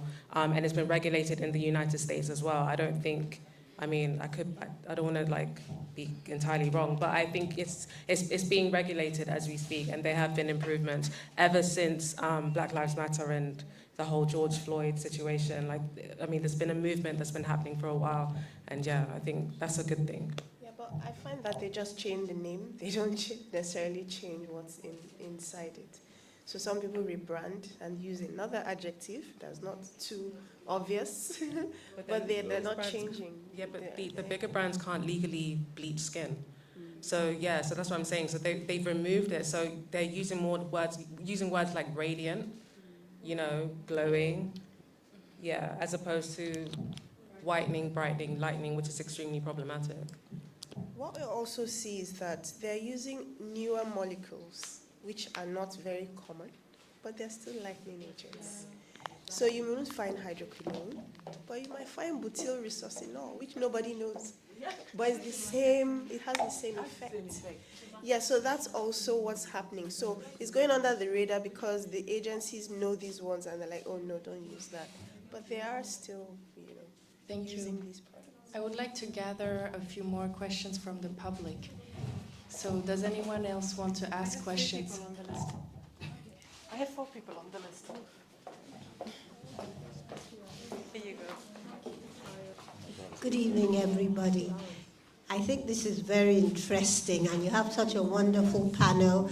I came in late, so I hope my comments won't be redundant. But I think that this problem with bleaching and everything is part of it has to do with the youth, and has to do with social media. Because when we were growing up and in school and coming out, this just wasn't an issue. Yes, there were men that preferred light skin, and there was a bit of this but going to school, people just accepted their skin tones and things. I think it's a generational thing. I could be wrong, but I didn't. When I got this invitation, I didn't even think it was such an important issue. But coming and listening, I've been educated. But I remember the nurse of our church saying, "Oh, all these people are now light-skinned." So I know it must be a social thing. It has to do. Well, that's my comment. I'd like somebody to answer as a comment about this. Thank you.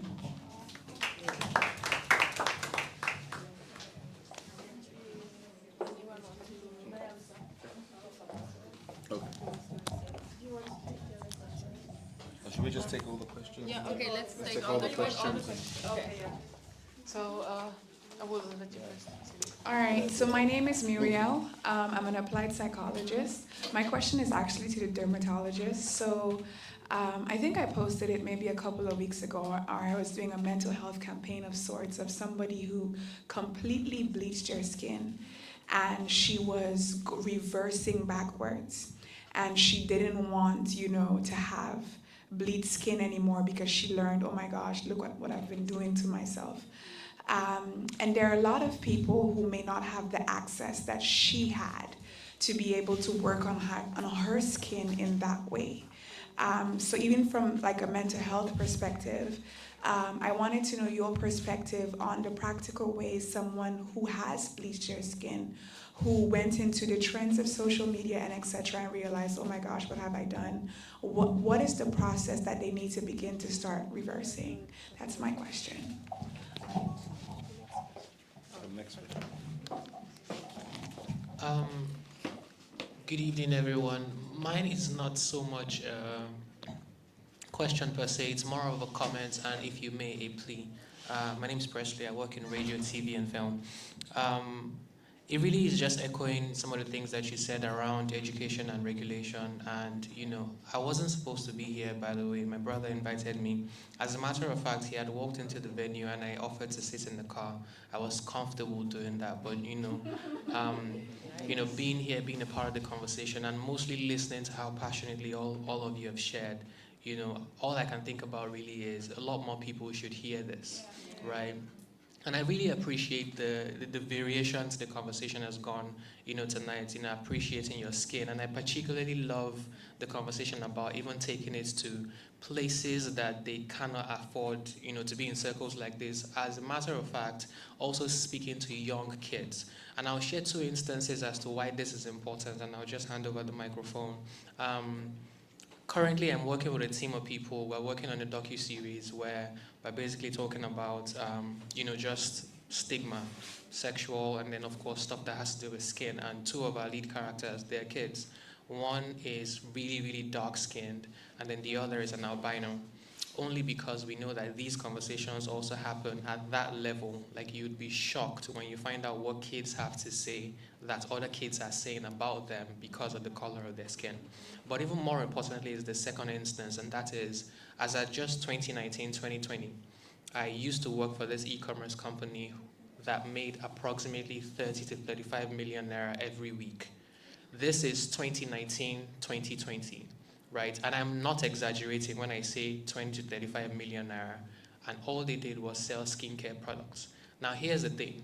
It was not skincare products that worked, right? Because after about some 6 months, 8 months, some of us visited the factory, and then we'd speak to the folks making the stuff, and we'd be like, okay, so what's really happening? And, they came out to say, look, these things don't work. We just repackage a bunch of things. It's like oil in this, put them in like several different containers, and then label them different things, and then you'd be surprised how many people buy these products in hopes that they fix X problem, Y problem, Z problem. And, again, it just comes back to that conversation around a lot more people need education, right? Because I, for example, had no idea as to what kind of soap I needed to use. I'm Nigerian, I'm dark-skinned, I'm good.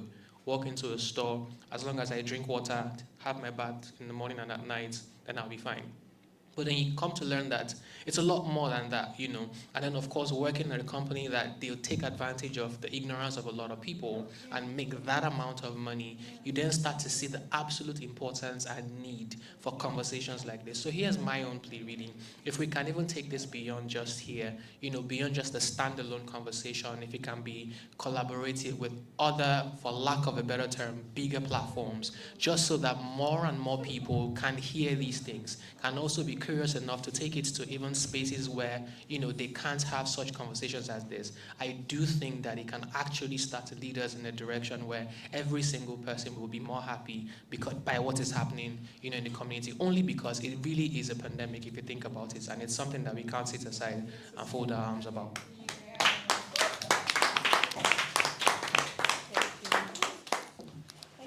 one last question. Good day.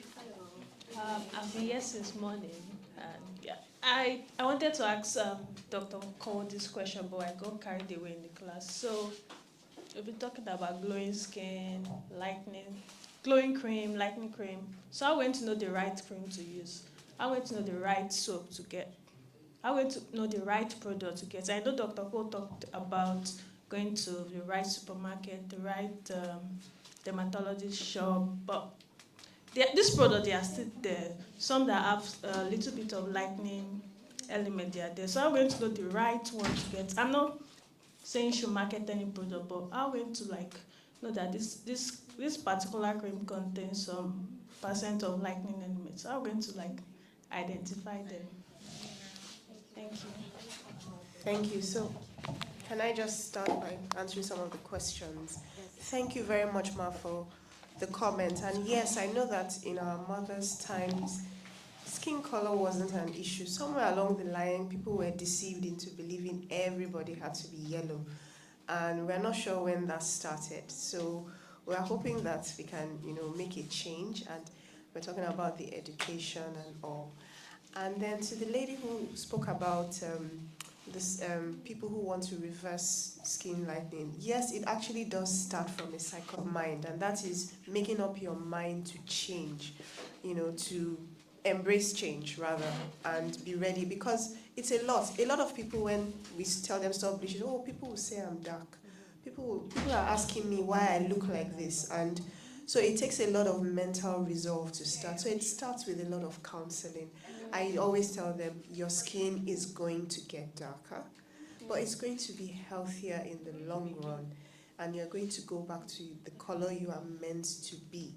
And so we start by just remembering that, and also maybe share that with family, close family who can be their supporters. Are you saying the skin in itself is just going to get darker and then go back to its natural state? Yes, so once they stop skin lightening, our skin is actually quite forgiving, except for things like stretch marks that don't have that one will not go anywhere. But once you stop, as long as the skin is not too thin, the melanin will come back. It's programmed. So they go back to their regular color. And then they will need to use a lot of moisturizing and antioxidant containing creams to restore some of the skin texture, because usually it becomes very thin and flaky. Some type of post, by the way, like how to reverse this, because some people do want to reverse. They've gotten to that point. Okay. They just don't know what they're doing. Well noted. We'll work on that. But that process happens. But the most difficult part is when they've gotten used to being a particular tone and they're changing, and everyone around them is like, what's happening to you? Why are you so dark? You're looking dull. Are you ill? Things like that. And that kind of makes it very difficult for them to stay on that journey. So they usually need to have somebody to help, to cheer them on and say, you look good, you look beautiful, and that really having support when you're de-bleaching, I would say. There needs to be a thing like that, yes. Because if you raise, a point where it's like how to de-bleach, yes. I'm not sure if that's a real word. We'll look for a nice word. If you raise a point like that, reverse bleaching. it might spark some people to go down that path. Yes. Thank you for that insight. It's very well noted.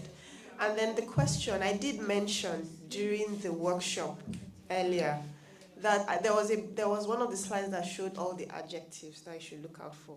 They are red flags: light or lightening, white or whitening, bright, toning, half cast, fade, glow, all those things. So you need to tone, you need to fade, you need to just, if any cream or soap or product has any of those funny adjectives that allude to a lighter skin color or a brighter skin color, it's better to just be careful. And if some of them are actually okay, but it would be nice to speak to like an expert, a dermatologist, an esthetician, ask, what do you think about this product before you get it? But generally avoid all the adjectives-y kind of skincare products.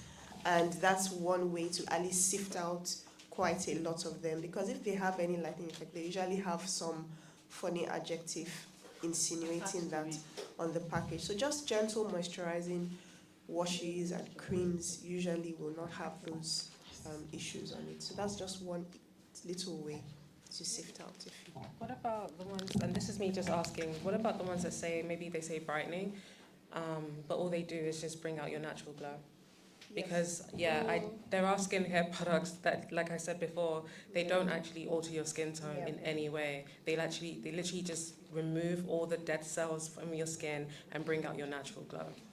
Yes, so like I said, there are a lot of them that will fall into that category. For instance, if you want to use something with some form of hydroxy acids that help with like exfoliation, salicylic acid and all that, you can. So in that case, I would say ask, this is like a brightening, is it okay? What do you think about this? And people do that all the time. They just send me a photo and say, do you think this is okay? Is it okay? Good to go? Yes. So most of the time, those that are bleaching, they usually have some particular adjectives. But now, yes, a lot of products, you can have things like brightening on it. And you can actually use them, as an everyday product. But you just want to be careful. You want to be really careful. Definitely not whitening or half cast or mulatto, please. So those ones really out of it. Okay, I want to answer Mama's question. Mama's response. Hello, Mama. Yes, I want to add to what you asked. So, it depends on your circle of friends. Maybe you guys enjoyed your color, but I have a lot of, middle-aged elderly population that have like complications from skin bleaching. In fact, that's their demographics. They want to change what the creams they use cost. But what I can say is different with them is that they never knew those creams was going to cause those complications. So that's the difference I see from that age group. Unlike the younger people now, most are aware and they are seeking out for it. So for most of the older ones, the 60-year-olds and above, just what they did before, and they were not really aware. If we're talking about it in 2024 like this, and it's not even gone round, you can imagine in the 70s and 80s, it would have just been not available, no information available. So the difference I can say is that they never knew the full implications or the complications that could happen. I feel if they knew, they might not have continued, but I do have a lot of patients that have post-bleaching syndrome, exogenous ochronosis, telangiectasia, dyschromias from what they used before. So I must add that. The only thing I can differentiate is that it might not be their aim or they were not aware. So for the other question about how to de-bleach or reverse, I should say that first of all is to stop. Make up your mind and stop. Then, in terms of what can the community do, stop asking people, you've changed color, you're looking dark, are you sick? Are you dull? Can we mind our business? So, because most people actually want to reverse the bleaching, but they're just afraid of what people will say. So when you see people, they'll see people in church or in any social gathering, they'll be like, you have changed color. What's the matter with you? Are you fighting with your husband? Are you sick? What happened? Some people say, is it that the money, you don't have money again for your cream? So those are the stigma that they are afraid of. So for the people who have made up their mind, the point is, you are already aware that that thing that is making you bright until you're 3 times a different shade, you just have to stop it. And gradually you're gonna return back to your normal color.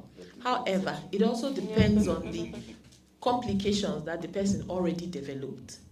If the person already developed exogenous ochronosis, it's going to take time. In fact, it's a tall order to reverse. If the person already has telangiectasia, atrophy of the skin, that will take time. If the person already has white striae everywhere, When you say time, is it 2 years, 3 years? maybe more. Within 6 months, most people have returned back to their color. Yes, but I'm trying to say that whether they will return back to a robust skin depends on the complications that have already happened. Do you understand me? But the catch is just make up your mind. And you already know that people will ask questions. So we live in a collective culture. Exactly. People that don't also mind their businesses. No, but you can't mind your business in a collective culture because everybody's business is your business. Well, I myself, I'm trying to mind my business. so the fact is, Very different. I agree with that. the person should just make up their mind and stop. And then continue with moisturization. About what soap should I buy, what cream? Please, toilet soap. Basic toilet soap. Are you getting me? Then, normal moisturizers. Then, there are medications or products that can help to exfoliate. Those are procedures by itself, on their own. And most times, they're not needed every day. If you want to exfoliate, you can't exfoliate daily. You're going to break down the body, the skin defenses, and involve other things. Then, most importantly, to have a healthy skin, it starts from what you take in. The skin is an organ, the largest organ. So, good hydration. Hydrate. You hydrate the skin internally, you also hydrate it by topical application. Then, number 2, fruits and vegetables. Patients ask me, so I found out that if I eat groundnut, my face is full of acne. I'm like, studies have not shown that. Studies have shown that high glycemic foods can cause acne. But if you know that you eat groundnut, you break out, reduce groundnut. Do you need to ask me? So certain things are quite direct. So that's what I have to say. Thank you. Different face towel for your face and body. You should. It also helps with your good face, like using a separate one for your face. Is it a myth? I can only say So wash your face towel well and dry it. Okay. So if we start to speak about so one thing I know for a fact is that the only thing worse than a lie is a half truth. Okay. So if we stay here and tell you that we can speak to what you should use, it might not be right for her. So what I'm saying is this, right? If you're interested in healthy skin, you need to invest in information, okay?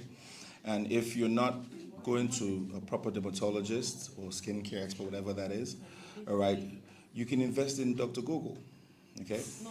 And hear me out, okay? For example, I'll give the example why I say invest in Dr. Google, right? It's the same thing as pro-life and pro-choice. All right. When a doctor refuses to, in a case, do a TOP, or they would eventually go somewhere else and have it done poorly. Okay. So when you Google, it depends on what you Google in the search engine, right? But just to give a guide for every skin type in here, there are 3 things you need to know to take care of your skin: clean your skin, nourish your skin, protect your skin. Basic. Clean your skin, protect your skin, nourish your skin, and protect your skin. So keeping it very simple, all right? Washing your face. Whether it applies to changing your beddings, whether it applies to washing your face regularly, clean your face, okay? Nourish your skin, what you eat, your diet, your stress levels, all right? What your topical applications, all right? Then protect your skin. We're in sub-Saharan Africa. UV light. Sunscreen. Again, we a lot of times I find that we tout sunscreen, but because in this climate we don't know how to use sunscreen. So when you see SPF, whatever that SPF, what it means is sun protection factor. Whatever that number is multiplied by 3.3. For easy calculation, we say 3. So if you're using an SPF 50, multiplied by 3, 150 minutes protection. So when you watch the movies and you see the white ladies on the beach, they're not just being cute, they understand to reapply. Because what happens is a lot of times people take an SPF 50 and in 2 hours or so, the protection is done. They do it at 8 o'clock in the morning and they're doing their marketing at 12. And then they think that they have protection. You do not have any sunscreen on. Okay? So again, just as a blanket thing, because we can't go on to individual routines, all right? Just have at the back of your mind as a mantra: clean your skin, nourish your skin, and protect your skin. Thank you. Oh, can I please, can we finish with the questions that were asked, and then there are two, you and someone else. Add to what he said. So he's very correct with the SPF thing, but there are now new SPFs that are able to last 8 hours with new nanoparticles, and so you can also seek those out, because it's a challenge for people to reapply 3 hours. That's why many people are not compliant, but there are now new particles that can last 8 hours. Thank you. And because this is, I'm sorry, this is very important, because we're talking about sunscreen, and I think sunscreen, if you do not address the hyperpigmentation, then the health-seeking behavior to try to brighten might, if you address that, that might reduce, right? So I mentioned SPF, that's the most common one, but you have up to SPF 100. So, but naturally, as you go up in those numbers, it gets more expensive. Some people don't like the tint. So for those that say, I can clean my face, it's not very realistic. Either dirty hands, or you're out and you can just keep reapplying, or you have makeup on. You have different options. You have the spray types that you just spray, and you can spray on your makeup. And the sticks. There are some other types. You have the oil-based ones. So for example, you're going swimming and you don't want to dive in and get everything washed out. There's some that are oil-based. That might not be good for acne-prone skin. You have people that probably go up in SPF. So say you had an SPF 100 times 3, 300, that's minutes, that's about 5 hours, longer protection. So seek information, okay? If it's important, if your skincare is important to you, you will seek information. Thank you. So I want to answer the question of the man in the back, or the comment. So we think like you that we would like this conversation to get out of this room. That's why we're recording today, because we're hoping to put it online, and then you can all share it with those you think will be interested in it. And then Olabanke and I are doing research on a topic that touches colorism, and then Beverly is doing Skin Talk and had the skin documentary, and all our doctors here are, like you see, very vocal about this topic, and in their practice also, you know, trying to promote healthy skin and discourage people from bleaching. So we hope that you will also spread the word, and we've been having very positive feedback from this project week, about skin and skin tones that we called Melanin Matters. Thank you. So we will see where this journey takes us, but we're really happy to have this conversation here and now.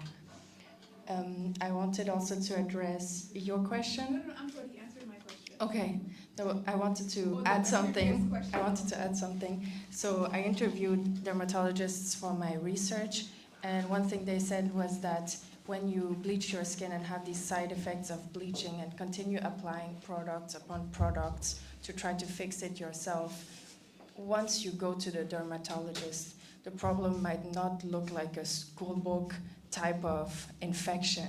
So it's important to also stop everything, let the skin breathe for a while, and then the doctor can start seeing what the actual origin of the problem is, or the infection that has come from the bleaching products, and that's how you can have the right medication to start the recovery journey also. Because we talked about the recovery journey when you just want to stop bleaching, but you don't have those side effects. When you have the side effects, there might be things that you need to treat also. Okay, do we have one or two more questions?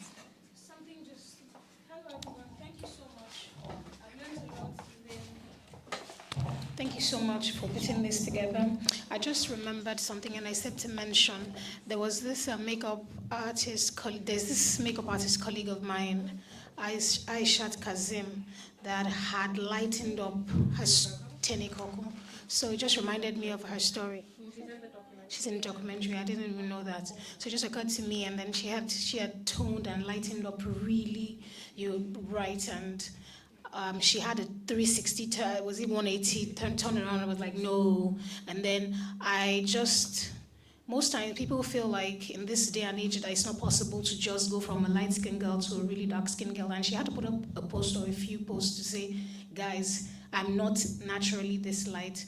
And it was so powerful, like seeing her coming out and damning all the consequences to say, I'm a black girl. And then all her pictures from earlier are her looking like very light skinned and all of that. And then her more recent pictures, her melanin is popping. So when we're speaking to these ladies, we can give these examples. Beverly has, documented her story in one way or the other, and then let them know that they're not alone and that is doable. Thank you.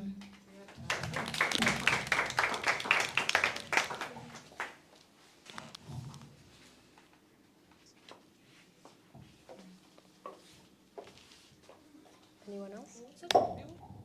I think it was a comment. Yeah. Is there any other question from the public? Okay. Thank you so much. It's been a really great conversation.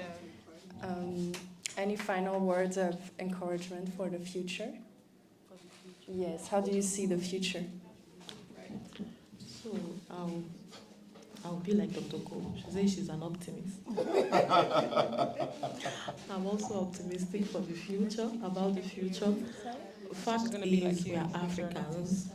I always am proud of that. And I'm happy living in my own skin, being who I am. I think it's more productive. I am the same way I've been since 1980s when I was born. So I think it's quite self-gratifying, really. Especially what it means is that you're not easily drawn. You're not moved by different doctrines. So apart from it being about the skin, you'll find out that it also affects different parts of your life. You're not easily confused or drawn by different doctrines. So be true to yourself, be happy living in your own skin, because there's really no two people like you. So that's my hope for the future. When African mothers will be proud of their dark-skinned girls, when girls will be proud of who they are, because imagine if all of us became white, who would be black? So that's what I think. I'm optimistic about the future where people will be proud and happy living in their own skin and even having all the limitations that Africans have. Be proud of it, because if you're proud of it, that means you're ready to walk one step. And that is why I have not potted yet as a doctor. I still believe in Nigeria. Thank you. Thank you. Oh, Okay, as a closing comment, I think after your closing comment, I felt like saying, I have a dream that in the future that the world will be a better place. Okay, but I'm not going to do that, right? Well, I know, right? But just for my closing comment, I think it's a fantastic discourse, and I think that, we're addressing the symptom, okay? And it's really good that we have you said psychologist in the house, because I believe that it's a bigger mental health issue. Okay, we should learn to be comfortable in our skin, love ourselves, be self-sufficient. Because if I were light skin, I don't think I'd want to be dark. If I was dark skin, I don't think I'd really care what you think about my skin, right? So I think we should address the bigger picture of mental health. Because the expressions of either body dysmorphia or color tone or whatever is actually someone who feels, that they're not adequate. All right, so this conversation should go on, and I'm pretty optimistic that we'll make a change. Okay. As an academic, I think I'm really excited about the conversations we've been having, because 5 years ago, I didn't know I would go down this route, talking about colorism. I was this close to changing my PhD topic because I felt there was no future embarking on this discourse of colorism. And when I needed to gather bibliographies, I couldn't find scholarship. Even till now, it's just few. Find scholarship to buttress some of my points. But meeting Marion, I felt like, okay, I'm on the right path. And then I'm thinking about how would this look like in the next 5 years. And different people intentionally going to school to write about it, producing academic scholarship about this. So I'm excited, and I would implore the dermatologists, estheticians should please collaborate with academics who are ready to actually document all this. Filmmakers, I was telling Beverly yesterday that it would be good to do some form of mentorship programs. And in terms of research, like he said, go to the grassroots. And for people who don't have the opportunities to go to the, well-structured school, there are other ways of learning, alternative ways of learning. So I am really excited and looking forward to seeing if we have the opportunity to have this again in the next few years, and see how the conversation would have evolved, and then people being able to, stay comfortable in their skin and understanding that I do not have a reason to, brighten my skin to be considered beautiful. And I like the fact that as much as social media has its own cons, we are embracing the pros and using it as an advantage. I can tell you that Beverly's work, I told her yesterday, like my first year PhD, I wrote a paper on skin, and that was the beginning of my journey about talking about colorism. So I'm just excited. Not because I want to finish the PhD, but I'm really excited about the fact that we can actually, I didn't expect that people would come out to come talk about this. When she said, I said, how many people registered? I said, how many people, are you sure people are going to show up? And I don't know, I've been emotional since the beginning of this program that we are intentionally talking about this. Thank you. Thank you very much. I hope. Yeah. So for me, I just always remind people to just love your skin. Whatever skin you're in, ebony white, ebony black, ivory white. I'm tired, I've been here since 10 o'clock. Ivory white, ebony black, anywhere in between. I always remember this Sunday school hymn, Jesus loves the little children, all the children of the world, red and yellow, black and white, they are precious in his sight. We are all precious. And look at yourself and say, I am precious to myself. I love myself, I love my color. And those kind of affirmations will also help. And you can spread the word to everybody. Love your skin, love your color. The visual we did, I was Bimbo that directed it about 2 years ago, where we had the dance and we spoke about, loving the skin you're in. And I think I will try to do a lot more of that and try to get that on the media space and have it out there. Okay, so thank you everyone for coming, and we hope it's helped and we continue. Thank you. I hope that you guys keep going. I think that skin is going to be, I don't know her name. Ola Banke. I think skin is going to be massive in like 5 years to come. I think people are going to wake up to the fact that they have been lied to for a very, very long time, because we have bought into whatever they were selling. A couple of years ago, I hated my hips. I didn't want any hips. I went to school in the Netherlands, lived in the Netherlands, couldn't have it. I came to Nigeria and I was like, they were lying to me. Is that great? Do you understand? I remember I was getting dressed and a friend of mine was there, what are you doing? I'm like, I'm hiding my hips. She's like, why? And this was like 5 years ago. And I mean, not 5, maybe like 10 years ago. So you don't know. People are going to wake up to the fact that they were being lied to. It's just understanding that, yes, Europe is beautiful. There are so many great things about Europe. But Africa is equally as beautiful on its own, in its own way and own right. Yeah. So keep going. Thank you. And I mean, I think everyone has said everything, so there's I don't really have much to say. Just keep, leading by example. That's really important. Yeah. Take care of the skin that you're in, so that other people are inspired to love their skin as well. Yeah. That's really important. And just always have, just education again, really important, and words of affirmation too, because there's a lot of people that just need to hear that they're enough and that they're beautiful and that they're worthy, because the world will beat on you consistently, no matter what. So yeah, let's just be vessels, ambassadors of loving yourselves. And that's it really. And yes, if you would like to watch my documentary Skin, it's on YouTube. So just search Skin documentary on YouTube, or search Skin Beverly Nye, one of the two, and it should come up. And yeah, spread the word. Thank you. thank you so much, everyone, for engaging so much with us tonight and really making this a conversation. Thank you for coming and sharing your insights. And now, let's all enjoy the Lagos evening. Thank you.